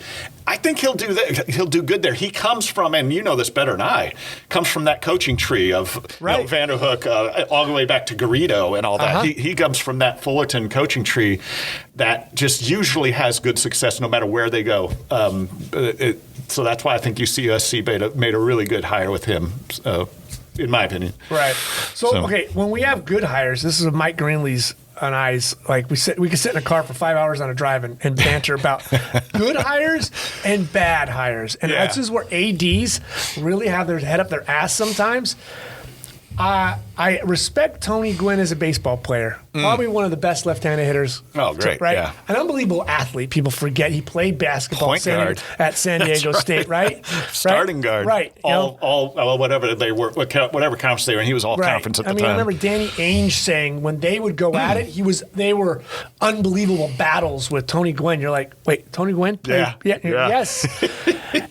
But to hire him at San Diego State was like a great bad hire because can you fire now the guy whose name is on the ballpark? Yeah. And then Gwynn never felt to me like he took it seriously because he's at Omaha doing play-by-play and he would show up in sweats and he wouldn't ride with the bus and you're just kind of like that was a weird one because you couldn't not hire him if you're San Diego State. Right. He's an Aztec through and through. Had his son with him at the time, I think, when he got hired.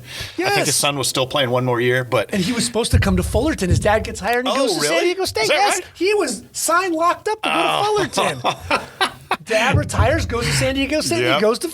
Damn it! I didn't know that. Yeah. That's something I did not know. And you're just like, oh boy, I know your dad's great, but sometimes you don't want to play for your dad. That would have been. Fullerton years 2000, 2001. That is Omaha years there too. So, geez. That's Shane and the Chiefs on that team, all kinds of stuff. Chad Cordero. Yeah.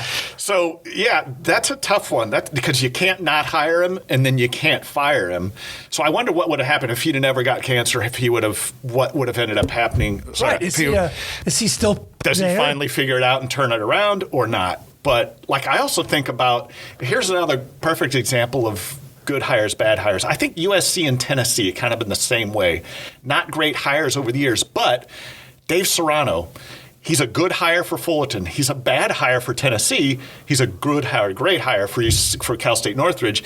And I remember Coach Bergeron, Greg Bergeron, was an assistant under him at Tennessee. And I asked him, I was like, what the hell happened at Tennessee? I thought, Serrano really loved being there. He loved being back at Tennessee. I don't understand what happened. Had everything he needed. And Bergeron said, you know what? We really screwed up that deal. We thought we could bring kids from California out there and play for us and play that style, and we just couldn't do it. And that's kind of what that was part of. That wasn't the full reason, obviously, but that was part of why it just didn't work out. Well, Augie did that at Illinois. He tried that. That's another bad hire. He tried that too. I'll bring California kids to Illinois. Didn't work. But Texas, it was tough at first. Right. He was kind of crappy at first, but then he figured it out and worked. He told me in the story, and he's going for the interview at Texas. Yeah. He's at Fullerton, goes to the interview, and he excuses himself to use the restroom. That year prior, they finished second place at the College World Series. The bathroom door was propped up by the second place trophy. And he goes, oh, crap. That's how serious they take it here. Yeah, you're second in deep place shit. Holds the shitter door. That's right. That's it. You're in deep shit if you don't succeed. Oh, God, this is real. And he worked it, though. I mean, he stumbled at first, and they had some middle of the road teams with him, but I kind of always figured he'd turn it around. He's at Texas. He's got everything he needs. So I was glad he did. I thought that was great. Another bad hire is hiring Troy over at Riverside. Like he had Troy Percival. Percival. He had no head coaching experience. He played there. Is the AD hiring him only because by name? Kind of, yes. I mean, it's kind of a Tony Gwynn thing. You kind of have to hire the guy, I guess. I don't know. They had that guy. Oh God, was Coach San Diego State was at least a decent school baseball wise. Riverside is on the verge of cutting athletics. He's up against it no matter what. No, he's That's gone. true. He left. Oh, I didn't. Oh, sorry. I'm forgetting that. And yes. athletics is saying they're going to cut sports possibly. Oh God. Imagine. So we lose Riverside. Right. And that's just when Cal Baptist is coming into the conference, as like Dallas Baptist was a great power in Division II. I'm really excited to see how they handle things in the Big West. I think that'll be fun to see. They get Bakersfield and UC San Diego. That's right. Another Division II. That'll be interesting to see what happens there too. This was supposed to be their first year in the conference. Yeah. So let's talk about that. Do we think we're going to have baseball? I think so, because here's why I think so, because, and it's going to get back to a money thing, but I think there's too much money to lose in the SEC, especially ACC, Big 12. Those schools are going to really just banter bad to have baseball. Now, what does that mean for us in California? Not sure, but it's a good thing that we see basketball going on. I think baseball, there's going to be enough of a drum up for baseball as well. I think they're going to play it. Now, are they going to play non-conference games? I don't know. Who was it? I want to see how long, though, basketball goes. They're already dropping games because of COVID. Well, that's true, yeah. That's true. Fullerton's women's game got postponed. At Fullerton, men's basketball had a breakout. They're suspended 10 days. Here's the good thing about us with baseball. We have until practically March if we want to. Yes. There's this whole virus. I mean, the vaccine. The vaccine that's going to be coming around. We hope soon enough. But so it might save that. But does that get to the tier of the normal person, and not like first responders, healthcare workers? Oh, well, yeah. But here's the thing, though. Won't athletic directors kind of look and say, okay, the vaccine is starting to get dispersed now. By the time March comes around, or at least by the time College World Series, surely everybody will have it for the most part, or at least most of us will. So I think that's kind of going to be the carrot dangled in front that's going to keep them wanting to make the season happen no matter what early on. I was talking to Mike Trapasso. He said that he had heard one school in the Big West, he wouldn't tell me who it was, has already said they might not play any non-conference games. That'll be a bummer, but at least we're still talking about playing baseball. Right. So. And so, okay, here becomes, I'll play devil's advocate. Go ahead. What if I'm the kid who says, I don't want to take the vaccine, I don't trust it? Now, are you forced to not, or does the school say you can't play then? And then my dad's a lawyer and I come suing? Right? Because you can't force them to take the vaccine. That's true. So there's this Is an AD want to get in a lawsuit with somebody's, Beverly Hills father? I'd never thought about that. Yeah. I really hadn't. I had not even given that a second There thought. was an article in the LA Times today. That's interesting. Right. There's an article in the LA Times today. Will blacks trust a vaccine? Right? Yeah. Like, it's a very possibility. Like, there's a lot of kids who are like, I don't want to touch it. Right. And with the popularity of non-vaccinating kids nowadays, Right. which is unfortunate, you're like, oh, God, that totally could happen. You're right. Yeah. So then... I don't know that you can't, but if they get sick or if they do catch it, you got to just say, all right, you're done for the year or something, Right. or at least whatever it is, 2 weeks. But because there's lawyers sitting around right now in Indianapolis with every case scenario trying to figure out what do we do. that's a good point. I really hadn't thought about that, but that's something that might be a reality. But I still think that they're going to try and play baseball. I think that especially, again, at the Power 5 schools, there's still money to be had. I think they're going to give it a go. Now, at Texas, they can afford to vaccinate 3 times a week because that's what the minimum NCAA requirement is. There's other schools, though, like at Northridge, Sac State.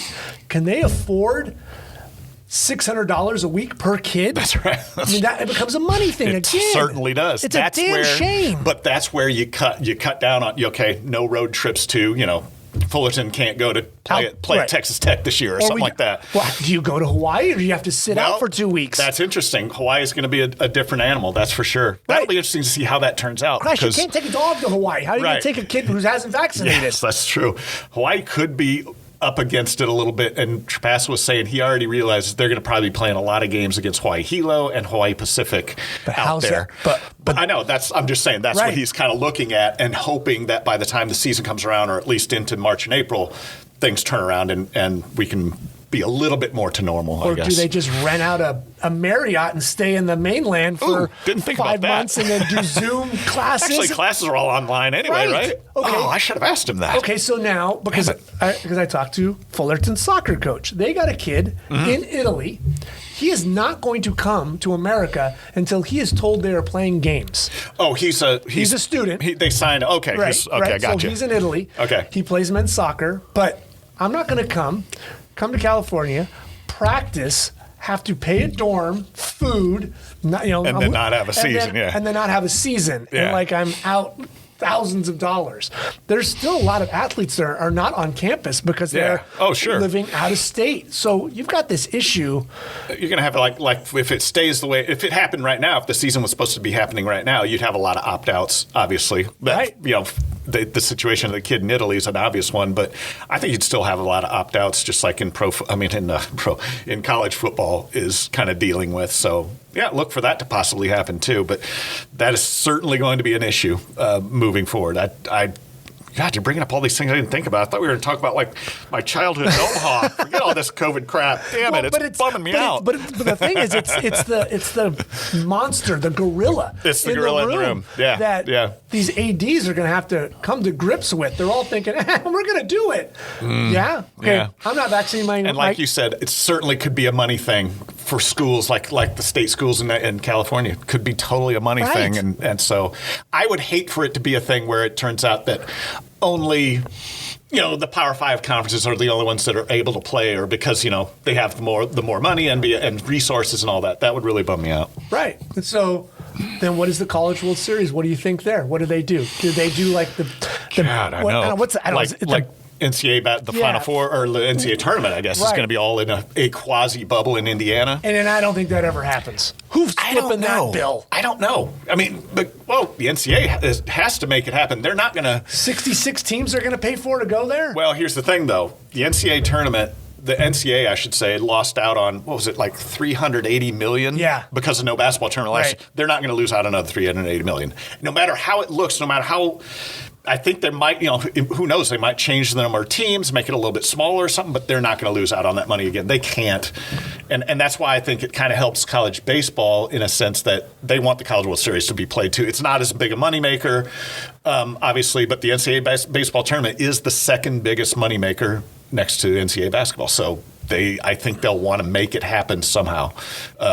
Is it a little bit different this year? Yeah, probably a lot different. It might be a thing if if it still isn't widespread enough, it might be a thing where there's 20% fans there, and shit, who knows? Maybe they cut back on media too. I might be doing it remotely. Yeah. I mean, I'm not an essential media person, I guess. I don't know, but I don't even know what that means anymore. That's true. Yeah.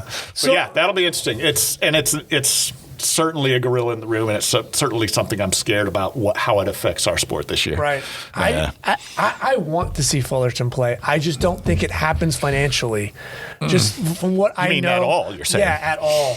I know they're right now men's basketball's not. Women tried. They got destroyed by UCLA. It's just, because they only had so many practices. Girls tried to come in and shake because they haven't done anything together. Yeah. Right? I mean, I'm worried about baseball. You got guys who didn't go to the Cape Cod League or any league. They haven't played legit baseball. Yeah. They weren't just so recently allowed to be near each other. Right. What are pitcher's arms going to look like? Well, I sure hope they have the discipline to be taking it seriously if they're at home. But you're not 19, and remember that? Oh, yeah. It's different.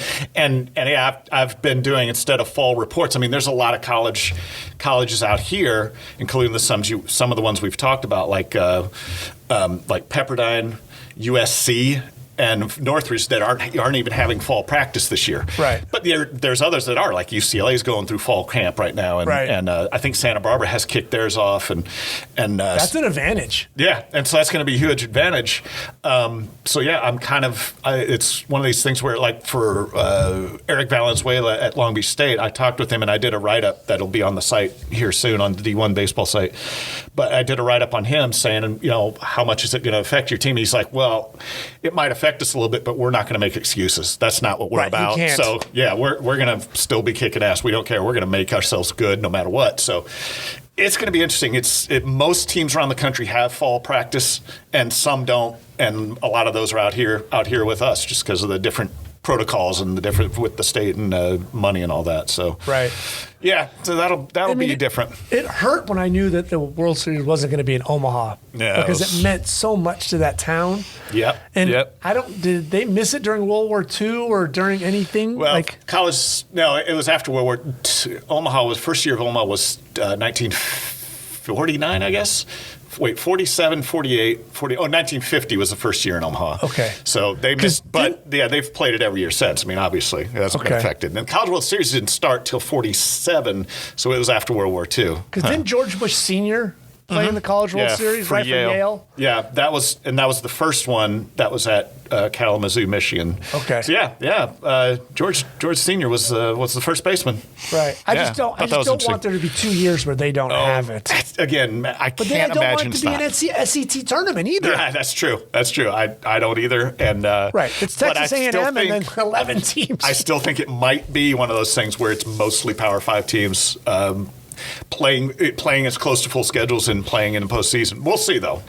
Hopefully it changes. Knock on. Yeah, this thing's made of wood. Knock on wood. Knock on wood. For crying out loud. Anyway. Who's been the best player you've seen? And we're going to probably set some people on fire for saying this.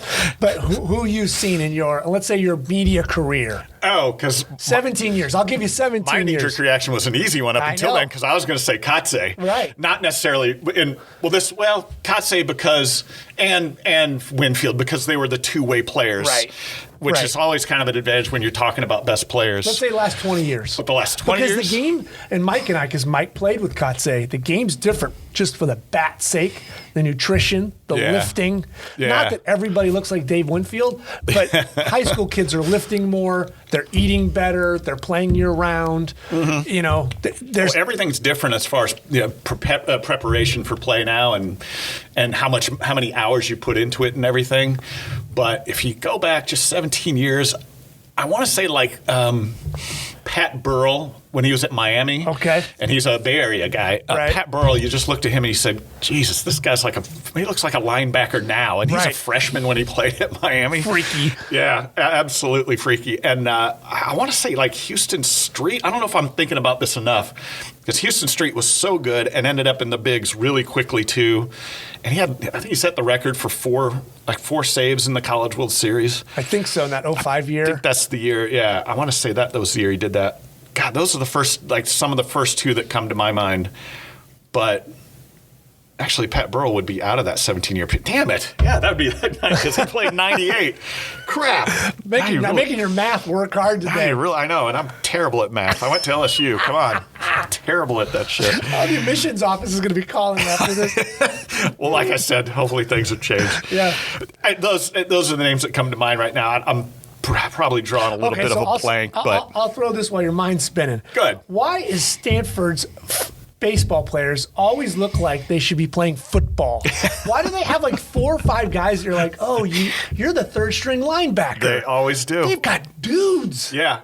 Dudes, and just butts, quads, and shoulders. And they got to get guys that have money because you can't go to Stanford, on a partial scholarship. That's going to be expensive as crap. That's $45 a year on a partial scholarship. Yeah, and they get guys that kind of like the LSU guys in the mid-90s, those guys were on steroids, but always have guys that look like they're just yoked. Yeah. And you're right, yeah. And a lot of those guys, something I remember him Carlos Quentin. Yes. I remember him at Fullerton, and I was like, and I'm in the first base well right by the dugout there, and he came to high five guys, and I was like, Jesus.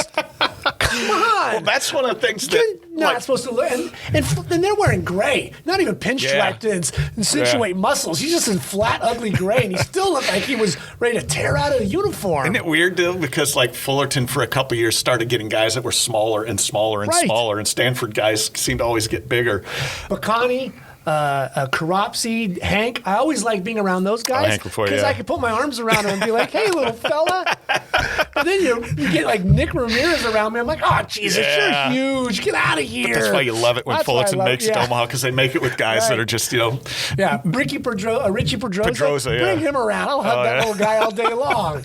And it was neat because Rick Vanderhook told me a couple years ago. He's like, "Yeah, we made it to Omaha last year, whenever that was. We made it to Omaha, but we need to start looking. We need to start getting guys that are bigger. Like all those SEC teams we play, we can't match up with those guys, even though they should have beat Vanderbilt if not for that rain delay." Which is horseshit. That was so. Thomas was shoving it on them. Thomas Eshelman, Yes. Yeah. God, that was a bummer. But yeah, he talked about it, and he has the last few years. You probably noticed they've gotten a little bit. Those guys are a little bit more yoked now than they've had. He's recruited in past years. Guys with taller, broader shoulders, look like you. Right? Not that the Richie Pedroza is a problem, but if you're going to compete at the next level because everybody else is bringing in dudes, you got to have dudes. Yeah, exactly. Because I remember when Sergio Pedroza was there, and this little kid was running around taking infield at a practice, and I'm like, "Who's that?" And they're like, "Oh, that's his little brother." And I'm like, Richie. He's making all kinds of crazy plays with a glove that looks like a softball outfield glove and everything. And then there he is. 6-7 years later, he's not much bigger, but he's on the team. That's how you know you're getting old. You get these kids that are like bat boys, and then they turn out to be players. You're like, holy shit. Next time you see Greenlee, you want to make him feel old, ask him who his bullpen catcher was or warm-up buddy was. Oh, wait. I might have known this. I'll save it for when I see him. Okay. We'll just spill the beans now. It was Turner. Justin Turner. Oh, it's Justin Turner. Okay. Yes. Wow, he was a bullpen catcher. Or not a bullpen catcher, but he was like the fourth bat boy, and he would run down there. Oh, you're talking about as a bat boy. Yeah. Okay. Like this little teeny skinny redhead in '96 would down there and throw Mr. Greenlee, as he called him, Mr. Greenlee. Oh, that's too good. And here he is, a World Series winner now, and playing. But God, how many years has he been in the big leagues now? That's been like more than at least he ever 12 imagined. or so, right? Yeah, more than he ever imagined. Do you remember when he got hit in the face in the College World Series, the way his cheek looked? Yes. And people always forget that he busted his ankle on the same play. Twisting to get out of the way. God, that was unbelievable. So that happens, and he gets busted up, and he leaves, and he comes back, and then we lose to Stanford because Johnny Ash. That's it's his first ever home run against Cordero. Of all people. Of all people, throws this nasty slider away and everything, and he closes his eyes and just bing, and Cordero was like, "You got to be kidding me! You gotta be kidding me!" 99 and a half. That kid doesn't hit that. Fullerton had some teams, man. Red comes back, and the team's devastated. We catch the first flight out. He can't talk. He's in a boot. Oh wow! He's a freshman, so he's getting the freshman treatment. Carry the balls, carry the bags. Cheeks out to here. Right, cheeks out to here. I throw all of his gear onto my cart with all my photo stuff, and I like my fatherly instincts kick in, and I'm like moving him along, helping him, and it's early in the morning at the airport, and the only thing he can eat is a maple bar donut, and I'm dipping it into milk and I'm feeding it to him so he can slide it into his mouth and eat, and that's all he had, and the painkillers are coming off, and I'm like, it's after 10, you got to take your next one, they only last so many hours. He deserved a national championship, damn it. He did. That was unbelievable. I'm glad he got it the next year. Well, and I'm glad he ended up being a World Series. I thought that was really cool too. Yeah, good legacy. It's interesting to see those kids like that. When that was happening, I was trying not to shed a tear in front of my family while he's running around the ballpark, because I'm like, I fed that poor little bird with his broken wing. His maple donut dunked in milk. And you're nursing him back to health. Yeah. You don't think for that. Yeah, sure. That was me. Player, but the best thing he ever did was get away from the Mets. And he was able to get to the Dodgers. That's true. If you think about it, though, Red Turner wasn't necessarily one of those big-bodied type dudes either. Nope. So he was like a typical Fullerton guy that ended up still making it to the big leagues despite being a little bit more smaller stature. Right. So that's impressive. He played with shorter guys. Karopsy was playing with him, and he was a second baseman. He didn't have a big shortstop. He was a little guy. Yeah, he was. And, of course, now World Series champion. World Series champion. What can you say? Unbelievable. So, can you think of any other guys, though, in the last 17 years you'd be like, damn, when I saw them, I was absolutely impressed? No. I'm drawing a goddamn blank. It's pissing me off right now, too. How about the last 5 years? or a World Series appearance, because you've been covering them. Well, went like, you're legit. You see a David Price, obviously, and all the talent in the world, and he's a big dude to begin with anyway. So he would definitely be one of those guys. Austin Martin, another guy at USC. Now he wasn't necessarily a big guy, but geez, he oozed talent. You could just see that, and he's probably on a fast track to the big leagues. I didn't get to see him play. He played at USC this past year, and USC actually beat them, which is another reason I think USC is going to be something else. But he didn't play for some reason. He had some kind of injury. But the other guy you think about is a contemporary dude is Kumar Rocker, the pitcher for Vanderbilt, who is the son of Tracy Rocker, who is usually he's scaring the hell out of SEC quarterbacks back in the day. That's how I know I'm old, because I remember Tracy Rocker just being a terror at Auburn's football team, and then his son is now pitching and going to be like possibly the number one guy picked next year. That's pretty impressive. I know who I'd say. God damn it, I didn't think of this earlier. Adley Rutschman, the Oregon State guy. I don't know why it didn't come to me. Or Adley Rutschman, just because he was he not only was the perfect specimen and a catcher and everything, but he produced on the field so well. In Omaha, hitting 620 something, I guess, in Omaha. So he would be one that I would say, this is one of those generation type guys. Oregon, there's another place. They went back to back, in 6 and 7 or something like that. And then Pat got another one a couple years ago. 2018. Who the hell's going to Corvallis and not going to Pepperdine? Yeah. Jesus. I know. It'll be interesting to see if Mitch Canham keeps that going, the miracle work that Pat did at Oregon State, because that's one of those places. I remember being at the College World Series and just thinking, God, just 4 years ago, who would have thought freaking Oregon State would have made it to the College World Series, much less win the damn thing? Twice. I mean, that's miracle. Well, that's like Bill Snyder at Kansas State making them a national power in football. It's century of futility, and all of a sudden now they're a national power. And Oregon State's better than Kansas State football anyway, so that's even more impressive to me. Yeah, somehow to make it work. Yeah, I think that kind of helped the rest of the Pac-12, kind of everybody to get their shit together and become really good. Which, mark my word, don't quote me on this, but I think the Pac-12 and some of these California teams out here this year are going to be really good. If we do have a season, I think they're going to have a lot of good teams out on the West Coast this year. Have you heard how they're going to figure this out with, if not every, so you had your full roster last year. Yeah. Let's say you got, let's just use Fullerton, the example. Yeah. What's your legal roster, or what you're allowed to carry? 35? It's 35, yeah. 35. Let's say everybody wants to come back. And now you got 7 incoming freshmen. Right. How are you working that out with 42? And are you carrying scholarships over? I don't know. The scholarship thing I don't really know about per se, but I know that it's a real juggle act for the coaches, and a lot of them had to kind of chase guys off. And I know we don't want to use that language, but you kind of have to, yeah. Because I know Fullerton had, I want to say 5 or 6 guys transfer this year, according to the D1 baseball site, their transfer tracker thing. I don't know if I offhand exact, but I know they've had a couple that have left. So, and like that Borgonia the kid, the third baseman, he's gone to play for Louisiana Lafayette now. Last I saw, he was transferred there.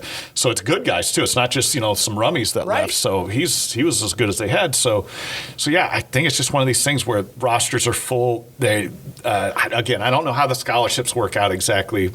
That's something I've never really delved into, but the coaches have had to do a juggling act to have, and they're going to have full rosters this year. Are they going to be allowed to expand the scholarship past 11-7? As far as I know, not yet. I don't think so. See, then how's that legally? And I'll play devil's advocate again. You had me on scholarship last year. My season ends. I'm a junior. And now I'm a senior, but now... no, you don't. Or I'm a senior and I was on scholarship, and now I don't. You bring the freshman in that has a scholarship? Yeah. Like, how's that juggle again? I don't know. That's why I'm glad I'm not a coach this year. And I really haven't talked to coaches about that precisely. That's kind of more a Kendall Rogers thing. But, yeah, it's a mess. But I know that, and it's also a mess because none of these guys lost a year of eligibility. Right. So it's like everybody redshirted this year. Right. So, yeah, now it makes a real messy situation for them. And again, I think it's just a thing where a lot of these kids are seeing that and kind of saying, all right, I got to move on. I got to move on someplace else or play, go to someplace that'll take me. So. And you're bringing in freshmen who haven't played since March. Haven't played a lot of, some of them hadn't played since then, no summer ball and all that.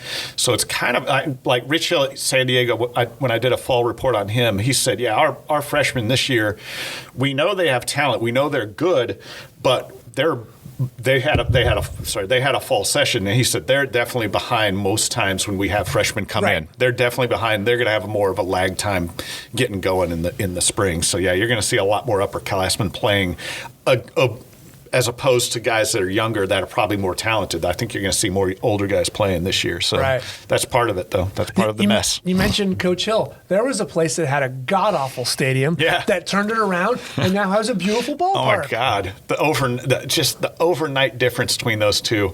I was telling Coach Hill, every year I used to, when I would interview him or talk with him, I'd be like, off the record, I'd say, so, where do you think you'll be next year? Do you think USC is going to end up picking you up? Are you going to go somewhere? What big place are you going to go to next? Now, I never ask him that because he's got this facility that's first class. I mean, and who doesn't want to live in San Diego? I mean, that's beautiful. That's another place that's probably the best weather in the country, I would say, is San Diego. So why not play there? So that's been a gold mine for him. I think that, and I think they're a program that's probably going to be coming around and be a little bit more consistent in the years to come. We'll see. It's a tough conference to do it in, but I'm sure you had the same experience as Greenlee would say. He says, I only want to go down to that field once because the walk back up those stairs. Oh yeah, I know. Calves are burning. You get buns of steel on the old stands. That was just so long. Just a vertical lift, like you're going through the Alps. Saddest thing I ever saw was after Rice played there. Coach. Oh no! I know, Coach Graham.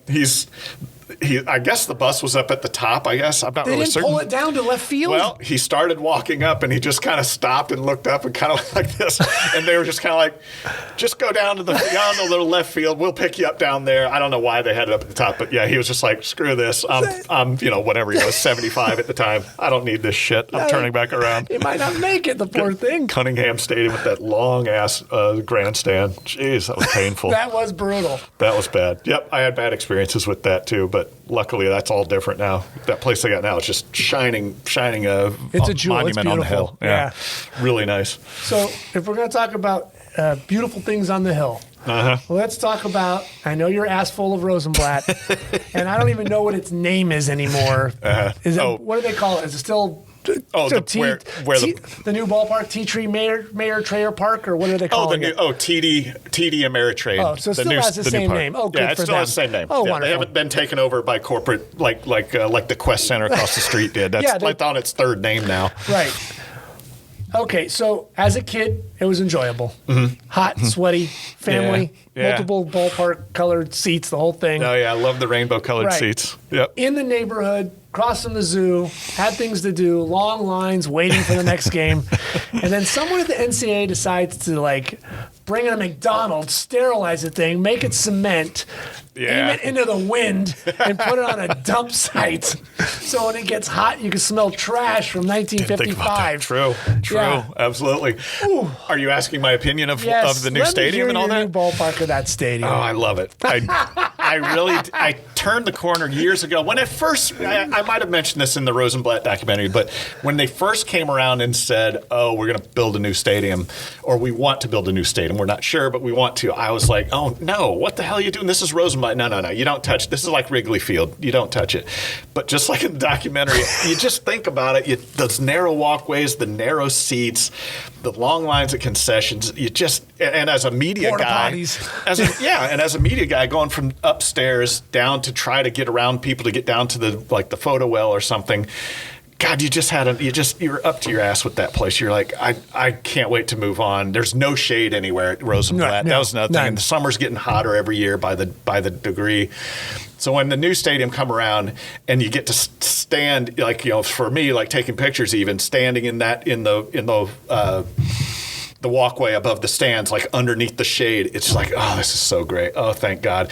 And I know the positioning of the stadium isn't the greatest going into the wind, but I hated that any pop-up would fly over the outfield, up on that hill. Johnny Ash. Yeah, the dump on the dump on the bump, as we called it as kids.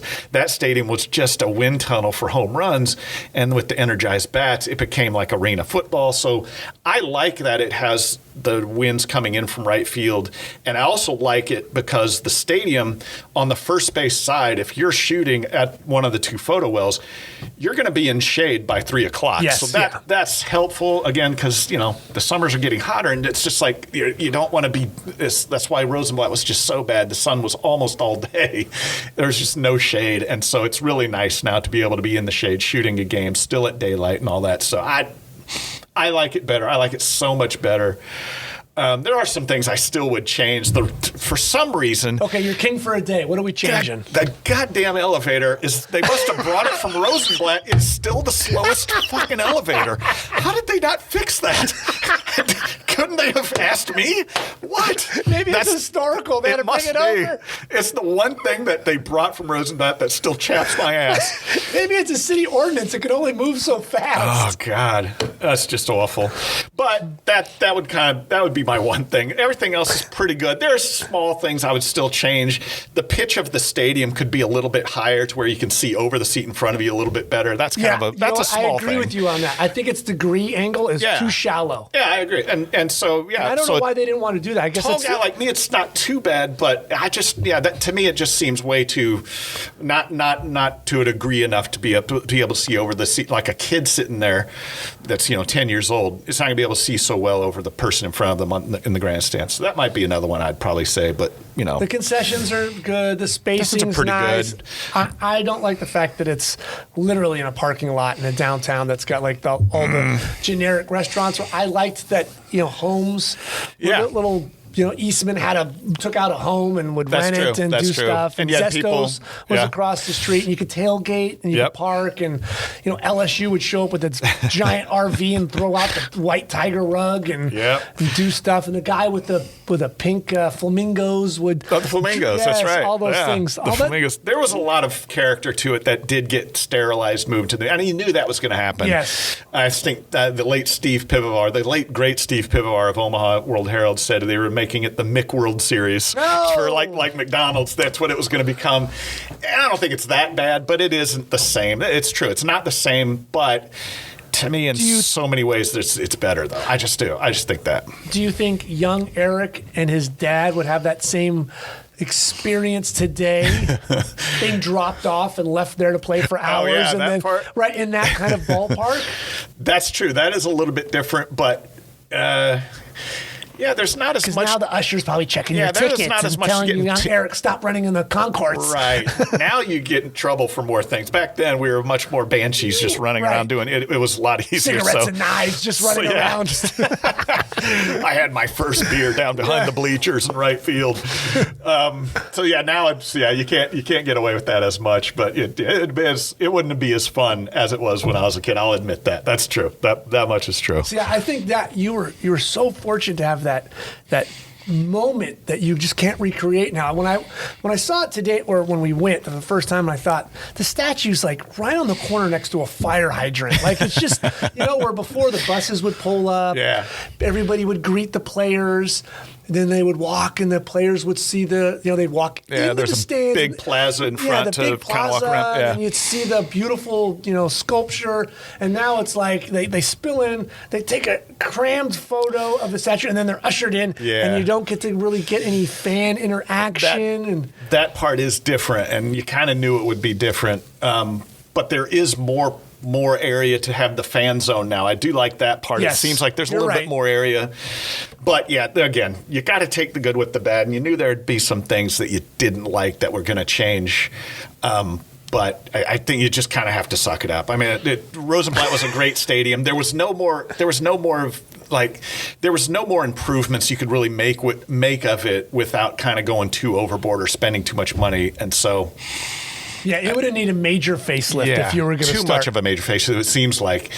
And I don't mind. The neighborhood was okay. And I'll kind of be a devil's advocate on the neighborhood. The neighborhood was okay. And I did like people had their yards out for people to park in, but then you had to wait for the people behind you to leave because you're boxed in, and they might be getting drunk at the bar across the street and not come to their car. Well, that's because your dad wanted to leave in the 8th. My dad wanted to leave in the 8th. Damn him. But no, I do kind of like. I do like the parking a little bit better, that part of it. I know it doesn't have as much personality around the stadium now, but again, go with the bad. Right, you take it. Yeah, it's part of the things that go away. You can't have. Well, Wrigley could be here forever, but you can't have Rosenblatt forever. Right. You just can't. Just wasn't able to happen. Are you still enjoying writing college baseball? Yeah, I'm still an addict. I still do it even when I got college football stuff to write about. I'm still thinking about what I'm going to write for college baseball this week and what I'm going to be doing. But yeah, no, I still love it. It's an addiction that's going to be hard to break. It's kind of weird because I still do some advertising freelance, and when it comes to this time of year, or when it starts to get more like into December and January, I have to think about, all right, if I take this job as a freelancer, is that going to interfere with opening day of the college baseball season? Because I'm going to be wanting to travel somewhere. I don't want to be around here, sitting in an office thinking up ads or jingles. I want to go somewhere and watch some baseball. So usually in the spring months, I don't do anything else. I just do nothing but baseball, which is fine. It's cool. Do you lay out a schedule and say, I want to try to hit these spots? Not really. No. You just play it by week. I kind of see what goes. Yeah, see what comes up. See if there's anything. I kind of hot. Right, yeah. If there's a team like in Iowa last year that was really hot, and I got to see them up in Minnesota at that Viking stadium, but I'll say, let me see if I can get there. If I can get there and see them here in the next week or two, that would be fun to do. That's kind of the way I try to handle it. Kind of stay flexible, and plus, a lot of the times, Aaron and Kendall might be somewhere at the biggest series of the weekend, so I might not get a LSU Florida because one of them are there. But that's still something that's fun to do, and coaches really appreciate it. You coming out to see them, like we talked about the coach appreciation factor. They really appreciate it. When Jim Slosnagel of TCU found out I lived in Los Angeles, he thought I was like a local Dallas or something because I'd seen so many series at their stadium or seen them on the road. I was like, no, I live in Smogland, man. That's where I'm based out of. But it's they have planes that fly from here to there. It's no problem. It's like, wow, it works. That's fun. Good for you. Do you prefer writing stories or profiles, or do you get to do many profiles? Not really. I don't. College baseball's weird because baseball players kind of say the same thing all the time. There's there's not a lot of there's not a lot of characters. When you do find one, it's fun. It's cool to find a guy that's different or thinks differently. It doesn't just do the usual, kind of platitudes that you hear in college or college players say. So that's why I like talking to coaches almost exclusively for the most part. I'll do a player profile once in a while, but that's not really my bag. Just not because I can't do it. It's just because it doesn't interest me that as much. Because I know there's a million stories out there, and I'm sure people are better at pulling those stories than I, but it's just not as interesting to me. So. Are you getting better as a writer as you've gone on, or do you think? I think so. Okay. Yeah, because like when ESPN had me do baseball, I had to put on my big boy pants and become a journalist. Sort of. I had to do articles that weren't just me sitting back there and regurgitating a bunch of shit with cuss words in it and stuff. I had to do the real thing. At it. And it wasn't hard for me to do. I think I took some journalism classes when I was at LSU JC. So anyway, it wasn't too bad. It just takes me longer to write a profile of Mike Martin at Florida State. It takes me longer to do that than it does to do a nightly recap or something. Why it is seems that? like Just I don't know. It's tougher for me just because it's like I want to do something completely different, but I can't do something too different that doesn't really. It doesn't fit the spirit of what you're supposed to be doing, Right.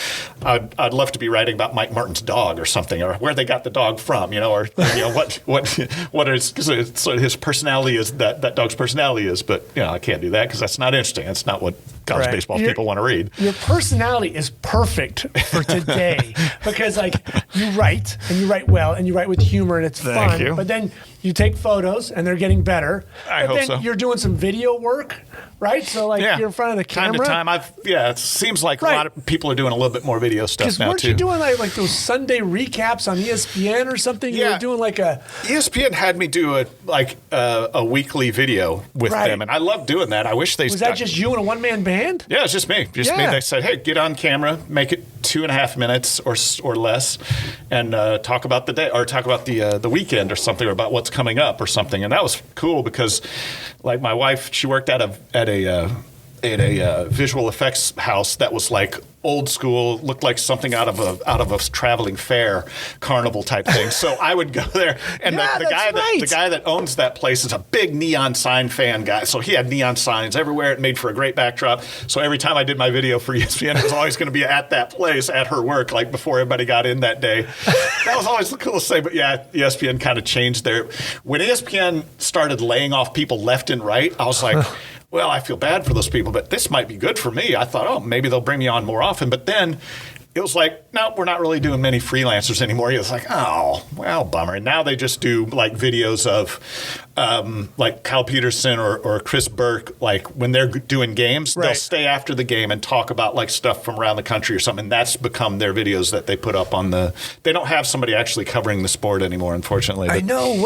I don't understand it. I think it's just not moneymaker enough, I guess. I don't want to sound like an ass, but they're covering women's basketball, which I don't get. But then college baseball, which if you're watching college basketball, the chances of watching someone get to the WNBA is very rare. And then if you're watching the WNBA, it's very rare. But if you're watching college baseball, you're going to watch someone be playing in Major League Baseball. Yeah, exactly. And like we talked, baseball's a bigger moneymaker for the NCAA than even women's basketball. So how do you ignore it? I don't know. It's been the lifelong question. It got better for a while. It's not bad now, but it was ramping up, and I think ESPN was part of it. Like, obviously, well, going way back, they've kind of started the whole trend up. But yeah, with money the way it is and their resources, it's kind of cut back a little bit, and that's just how it is. They're slashing jobs and resources left and right. It's really a bummer, and they're doing more. And a lot of places are doing more video stuff than having journalists write things out or having somebody that's their go-to guy. If they have breaking news or something, it's not me that's going to be there reporting about it. It's going to be Kyle Peterson after one of the games or something, he'll talk about it or something. So changing with the times. That's just the way it works. Yeah. Do you still get fired up for writing?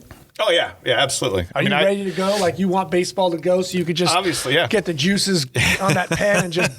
It's what I look forward to, and opening day is always great. In fact, it's kind of weird because once the NCAA tournament comes around, and especially when we get down to the super regionals in Omaha, that's actually not usually my favorite part because now we're down to 8 teams or 16 teams. I like when everybody's involved and I can find stuff to write about or go to games to cover that are just anywhere and everywhere. Right. So that's openings weekend and all that. That's when I start the geek in me starts coming out. When you start jonesing. Yes, exactly. I start wrapping the plastic thing around my arm and injecting myself with something. I just need that fix. Some rosin bag, you're just rubbing it on your arm, hoping something works. I need a fix, man. I know. I tell you, when it went down in March and they started shutting it down, I was traumatized. Like, oh, really? You're going to take baseball away from me? That is just wrong. I don't know why, but it was a hurt bummer. My soul. I don't know why, but I just was kind of like, well, this is where we are. Okay, we need to move forward. I don't know why. It bummed me out once we got to Omaha time, where I knew I'd be going to the Drover the night before, going to games the next day. The Drover. And I knew that hurt a little bit, but for some reason I just took it and it's like, well, this is where we are. This is what we need to overcome. All right, if this doesn't happen, well, sucks to be us. But I don't know. I just felt I had a really kind of like a numb feeling. I just didn't feel anything until things went along and I realized, oh yeah, right now I'd be watching the selection show, or writing about how shitty the NCAA selection committee did this year or something like that, And instead, so that's kind of when it hurt more. But at the time, I don't know. It was just weird to me. I remember running into a couple of Fullerton kids on the trail, horse trail, and I said, how you guys doing? Oh, yeah, we got 2 more weeks. We're just going to flatten the curve, coaches says. We'll be right back at it. Like first week of April, we're going to be blah, blah, blah, blah. We'll be right back at it. Yeah. I saw them in August. They looked like, they just been beaten. Yes, How you guys doing? Fine. Yeah. School's going to start soon. Back to the computers. Yeah, back to the computers. Oh, okay, good seeing you. Yeah, I got to get away from you because I'm just getting shot. Bad energy. Yeah, oh, God. Well, I thought the weird thing was when it first kind of went down and the first big announcement was, well, the Ivy League has decided to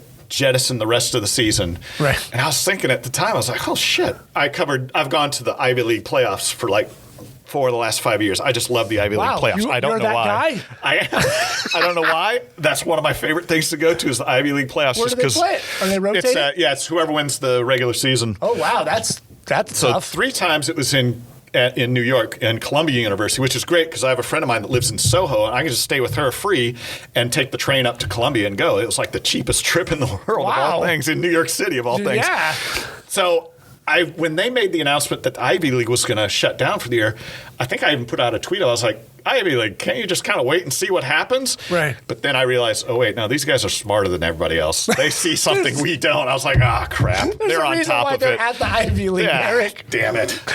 And it's true. This is Montana State. Yep. They're like, we have no idea. It ended up being everybody after that. But at first, I was kind of like those kids in Fulton. I was like, well, this isn't going to happen for too long. I mean, and see you in April. Yeah. Then the Ivy League started. The Ivy League started the whole bowl rolling. I was like, oh shit, yeah, this doesn't look good. All right, this ain't happening. Well, where do you see? And let's play King for a day. Where do you see college baseball in the future?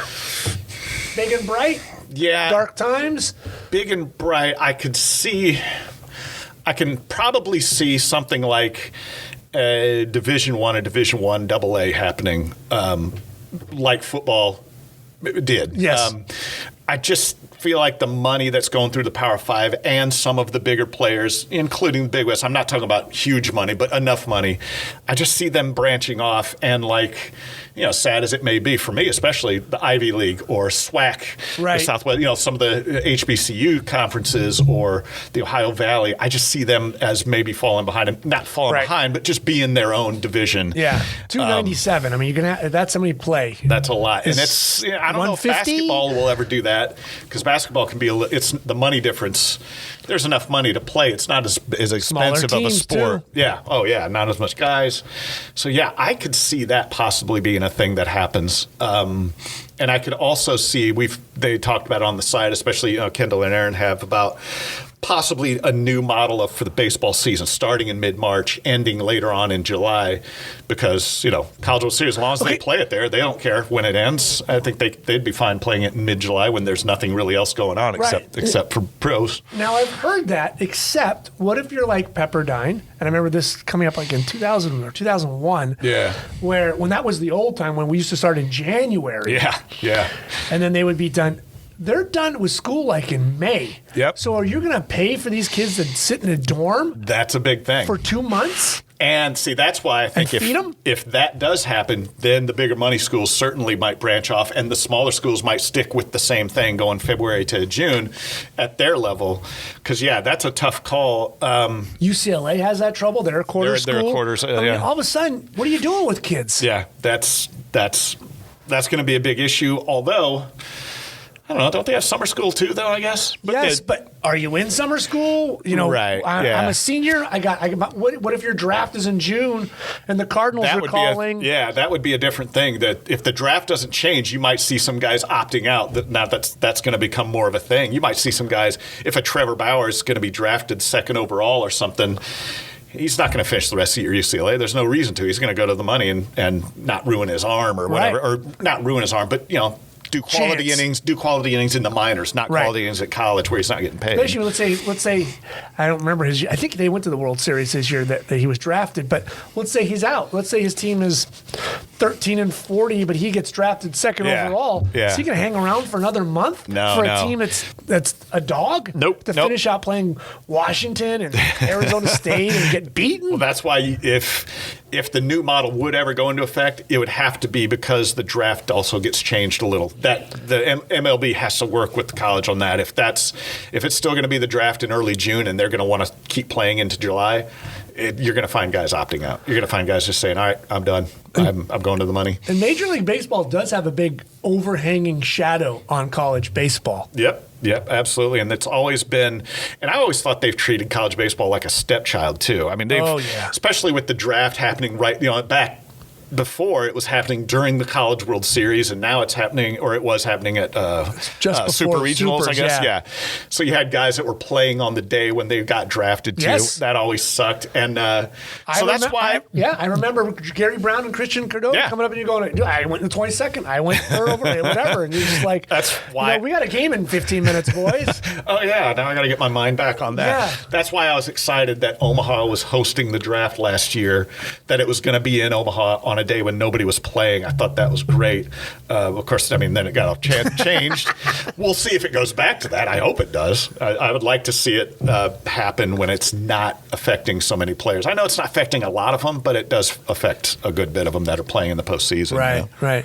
So I'll let you be king for a day. What do you change? What one thing do you get to swing the magic wand at and change in college baseball? I'd like to say the wood bats. You want to go? I know you want to go to wood? Easton always got pissed at me for saying that I wanted to go to wood You're bats. Wearing your Easton hat. Yep. Yes, I am. That's right. I'd just like to see it go back to wood again. Could they afford it?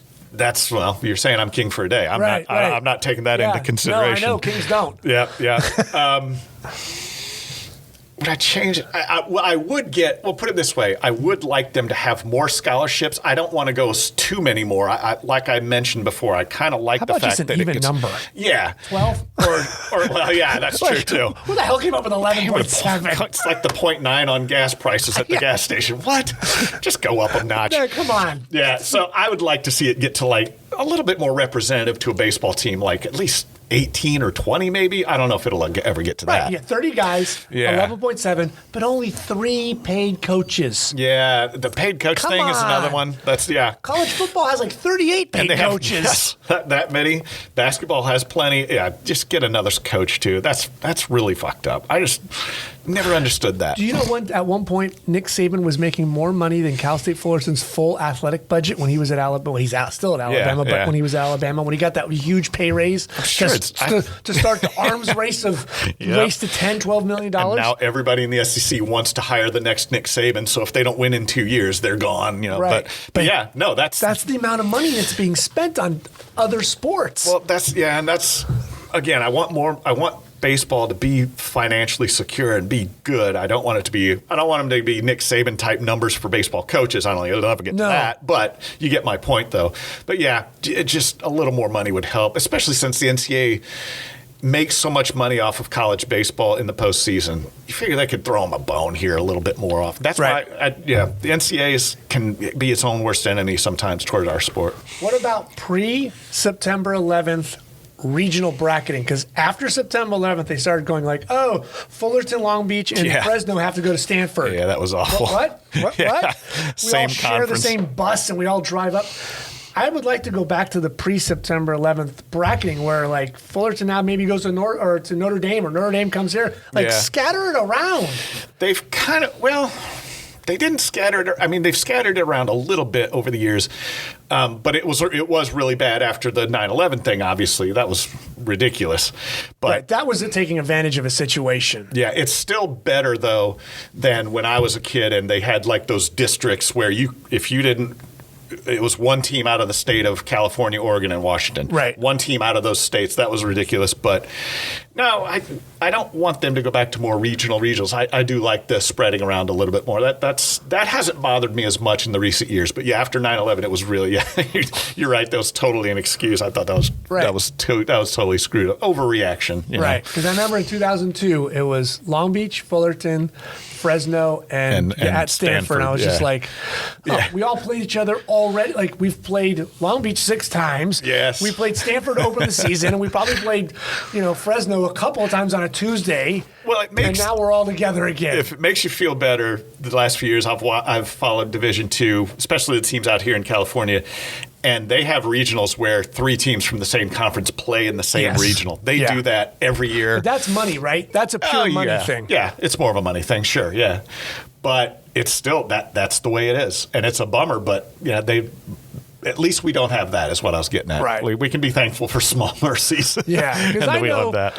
There's been some times like Long Beach has gotten screwed. They'll go with Fullerton, and they were the number 2 or 3, and they were way better than the 2 or 3 or the 1 somewhere else. Yeah, that happens a lot. And I still think you have Abe Alvarez and Weaver, and you're the number 2, and what? No way. Yeah, that kind of for a few years there, it seemed like the Western funnel was really bad. Yeah, everybody in the West played, fit into 1 or 2 spots possible in Omaha, and I thought that was really awful. Or Miami and Arizona State never left home in the non-conference. They would play 28 of 30. Oh, in non-conference, in non-conference, they would do that, and you'd be like, oh, come on. Well, yeah, that's one of the arguments that Paul Maneri, the coach at LSU, I love Paul Maneri, and we have a good relationship, but the one thing that we will argue about is I'm like, Coach, just come play out west sometime. It was so much fun. The 1 year LSU played at Long Beach State was before he was there. It was 2003, I think. Yes. It was so cool. It was so cool to see them come out here and play.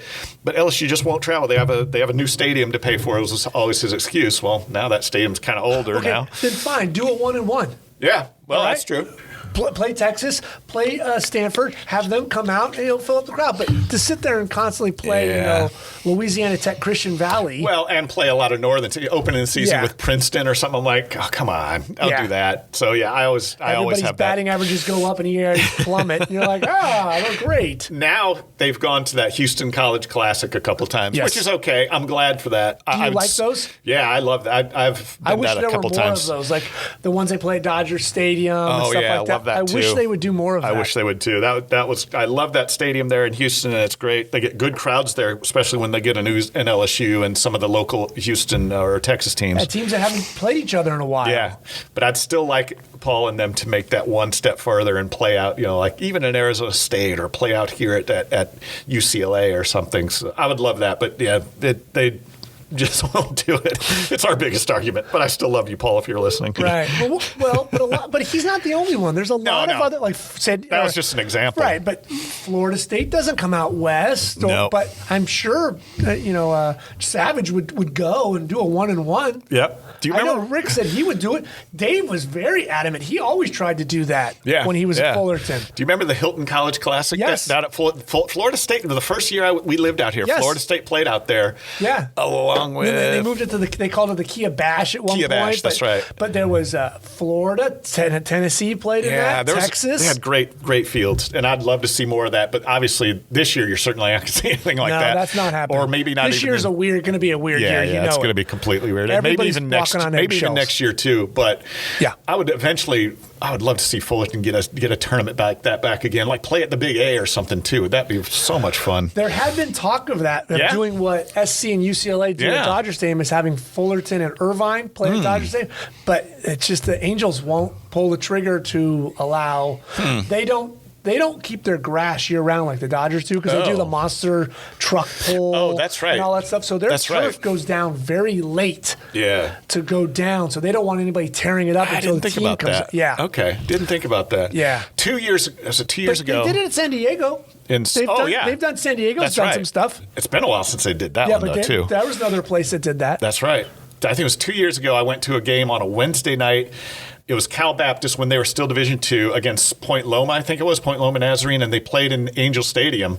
And I got wind of it. I didn't even at the last minute. Wow. So I went there to see it, and I was like, this is great. And they had only 4 sections open behind home plate. Yes. 1 concession stand because they didn't think anybody would show up. There were upwards of, I think it was 6,000 fans there that night. Oops. All crammed in. I mean, they had to, there's no social distancing in this stadium.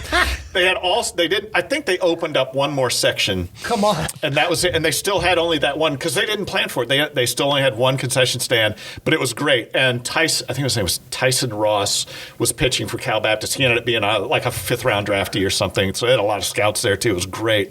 And that was it. But that was in April. That was not, in February or March. So yeah, you're right. They misjudged that one. They did. So I could just imagine the kind of crowd that they could get for Fullerton Long Beach. And it's like 2 teams from major powers from other, someplace else, like a Texas or something like that. Right. So. Well, you mentioned Angels, so I want to mention this. Do you believe that, and I'm going to maybe put your feet on the fire on this, that the high school draft should not be a high school draft and there should be, like the NBA, you go straight to college? Oh. And skip the high school draft because what would a Mike Trout look like playing at, I forgot where he was. Oh, wait, yeah. He had signed. He was committed. Every guy has that backup. Right? Damn it! What was that? It was a weird school. You're like, what? I remember hearing about Carolina? that. Yeah, East Carolina. That's where it was. That's where it was. Because I remember joking with him when I was with the Angels, like, you were going to be a purple pirate? Like, really? That's right. It was. The SID for East Carolina told me that he was signed to play under Billy Godwin at the time. Would you like to see where the high school guys have to? Yeah.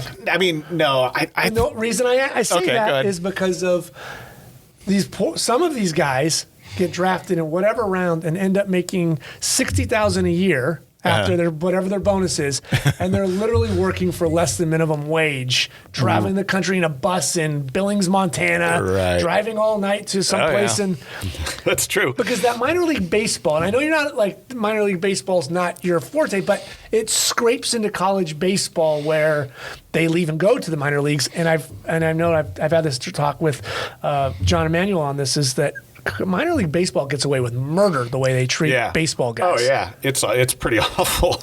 And I'm surprised that Justice Department or Labor Department's never gotten involved because I saw a statistic where some of these guys are making $3 an hour. Yeah. No, it's a rip, and a lot of I bet there's a lot of regret going on in minor league baseball about not going to play, being the big man on campus. Getting a cheerleader on your arm instead of meeting some waitress in the middle of Greenville, Mississippi, and that's who you end up knocking up and getting pregnant. But no, that's certainly true. I still think the idea though is if you're good enough to go, or if you want to go and not go to college, it's just not for everybody. I think you need to have that because you can still do community college. You can still do that because there's a lot of guys who go to community college that are studs. Go for a year. What's his name? Bryce Harper. Bryce Harper. Yeah, I was going to say the guy with the good-looking hair. But that was a whole weird thing because he graduated high school early, and then he went to Southern Utah Christian or whatever. Yeah. But still, but again. He was a man amongst boys. Oh, he was. But yeah, I'm still fine with the guys going. If they want to screw up, it's not always a screw up. Again, it's not. You're right. Yeah, it's like basketball. You have your success stories, a lot of bad stories too. But if that's their thing, if college isn't their thing. But would it help college baseball? Oh, it'd help college baseball immensely. Yeah, it'd be great. It'd be great to see the talent level would certainly go up. It's the biggest siphon away from college baseball. That's what I'm trying to get to. It's I see. It's the biggest thing that takes away that could make our sport, and I say our sport because we love it, better. Yeah, it absolutely is, and that would be so interesting to see a Mike Trout in East Carolina, a purple pirate, as you said, because it'd be so fun, so fun. Did you cover this series in the Fullerton region in 2006? I think it was 6. Yeah, with Wes Romer and Jason Verlander go at it when he was with Missouri? On that Saturday night? Because they both... No, you're thinking of... not Verlander. Is it not Verlander? Who am I thinking? No, the guy... Oh, shit. This is going to kill me not to remember his name. He pitched for Missouri. I know what you're talking about. Yeah. And I didn't go to that game that night. I was in the area. Verlander? Who am I thinking of? He was a stud. He became a stud. Yeah. Verlander went to Old Dominion.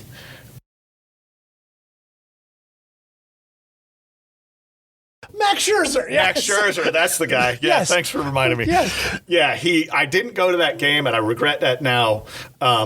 But there was a stud playing baseball. Oh, yeah. And you're like, oh, my God, that was unbelievable. Yep. And Romer beat him.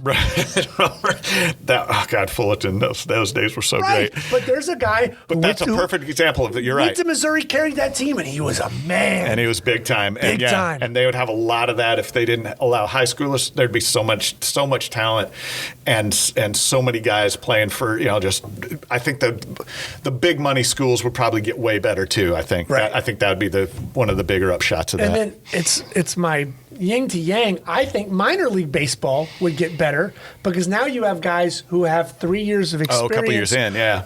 Going to a double A or a single A team, and it's not like going to some single A teams. You're just like, oh, this is ugly. Oh my God, this is independent league baseball. Right, this is barely above a decent modern day Servite game. Like this is brutal. So would that make the game better? It would help this minor leagues too. You're right, but I think the other thing is now with all these minor leagues cutting teams out and all that stuff, that's another bummer. That's another Corona. Yeah, I mean that's a whole other monster that we could talk on for a while, But yeah, that's a real drag, and because I just want to make our college baseball better. But I think it also might help the college game that it might turn more players to go to college instead of, hey, you're not going to have that many chances in minor league ball. And if there's not as many teams there now, I think that might end up helping college ball. I never actually thought about it until just now. But you're going to have some great articles coming out of this podcast, or some rewrites if you call some coaches. Yes, I hope you don't. I hope there's not a registered trademark on this podcast because I'm going to rip off some of the copyright. It's all yours, buddy. It's all yours. Eric, I cannot thank you enough for coming in, sitting down for a couple of hours, and talking college baseball. I got to get back and walk my dog before it gets dark. Damn, this has been a long time. I love college baseball. No, I'm with you. I can talk about it all day long. It is your passion. I dig it. I'm here for it, man. I love when I see Mike Greenlee. We just not talk about it. Oh my God, I love it. I don't think it gets enough attention. You should write more about it. I think it's a beautiful game. It is, and it's love great. The coaches. I love the players. I love that the hardcore fans are there. And they come, and it's their little place like a Fullerton that you and I have shot pictures at. Yeah, they're just passionate, and it's not a big thing. But it's a good size thing. Right, and it's their thing. It's their thing. You go to these college campuses at Ole Miss and Mississippi State, and there's so much passion for it. It's really cool. It's really cool to see. That Ole Miss Stadium, a friend of mine shot the architecture for it. It's gorgeous. Yeah. That's beautiful. Yeah. Oh wait, are you talking about Ole Miss or Mississippi State? The new stadium? The new stadium. The redo right, they did. Yeah. Oh my God. I can't wait to get there. Seating, and they got the bar grills and the whole and lockers. they got the hotel, which is odd in the right field or left field, I guess. Yeah. I vowed the last time I was at Mississippi. I'll do this quick story. Oh, then I got to tell you the Rod Day story. But the last time I was at Mississippi State, the only time I went, way back when he was then known as Joey Bell. Albert Bell, you remember Albert Bell? He was known as Joey. He played for LSU, and LSU was playing there, and me and a bunch of buddies went, and I won't use the word on air, but the Mississippi State fans. He was out there playing left field, and they were calling him so many racist names. And I'm serious. I'm not BSing you. They were calling him so many bad names, and he had a temper, as you might remember. Oh yes, he had such a temper. I'm still surprised he didn't attack somebody. But so the next day we were going to be at the game. We got there early. And we were just going by, and LSU's players were like doing batting practice in the batting cages. And we were walking by, and we saw Joey Bell there. And one of my friends said, "Hey, Joey, have a good game today." And he didn't, without looking up and seeing who it was, he goes, "Fuck you." Didn't look that it was LSU people. He just said, "Fuck team, and that was it. Just so upset. Kept doing his thing, just did not turn a cheek at all. So here's my Rod Dedeaux story. I hated Rod Dedeaux. I hated USC. Every year at the College World Series, my team, you always pick a team that you want to follow. You got 8, so you're picking. Maine was always one of my favorites. Maine. I always picked. What's their mascot? Like a dog? The Black Bears. Black Bears, of course. The Black Bears. I always picked an underdog. I liked the underdogs. I liked the teams that came out of nowhere.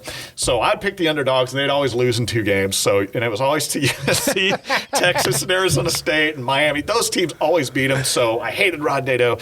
So one year at that College World Series brunch or luncheon that I talked about, my dad, after it was done, I went to the bathroom, and my dad said, all right, well, come back here when you're done. I went to the bathroom, and I come back, and my dad's standing there with Rod Dedeaux. And I'm like, oh. And he goes, the enemy. My dad goes, hey, Eric, come on over. I want you to meet Coach Dedeaux. I was like, I was a little salty, but I was like, all right. And he puts his hand, how you doing, Tiger? Because he called everybody Tiger. And he's, how you doing, Tiger? And I thought that was the funniest thing. It's this guy, he's got this Pepsodent white teeth. And he's like, how you doing, Tiger? I'm looking at him, I said, that's really funny. I like this guy. So all of a sudden I loved him. But I didn't realize he called everybody Tiger. I thought he just called me that. I thought that was the greatest name. So I said, Dad, I like Rod Dedeaux now. I want USC to win the title this year. And so from that point on, just loved the guy. And then I found out what a great dude he was. He's always happy, just always positive, and just a real great, obviously great for the sport. So I was shamed myself for hating him as much as I did. It was kind of like it's like if I met Barry Switzer as a Nebraska fan as a kid. If you had to meet Barry Switzer, you'd be like, oh fuck you, I don't want to meet you. You beat us every year, screw you. But then he ends up being the greatest guy. So it's like I love Rod Dedeaux. There's my Rod Dedeaux story. Well, we're gonna end it on that. You're the best. You keep Thanks, writing Big college Daddy. baseball. Oh man, I will. Now that you've great. inspired me so much, I guess I'll keep that day job of my writing college baseball. I want something to read. Thanks. No, this is good. Like I said, I'm not here to gloss. I know you're not here to have your guests gloss you, but some of your pictures have been so great over the years, and they've been an inspiration for me to try to get better. And like I said, my wife has a kick-ass camera now that's one of those mirrorless Sonys. Yeah, she's got a Sony, yeah. So I try to get better at it, but thank you for your inspiration for me is what I was trying to say.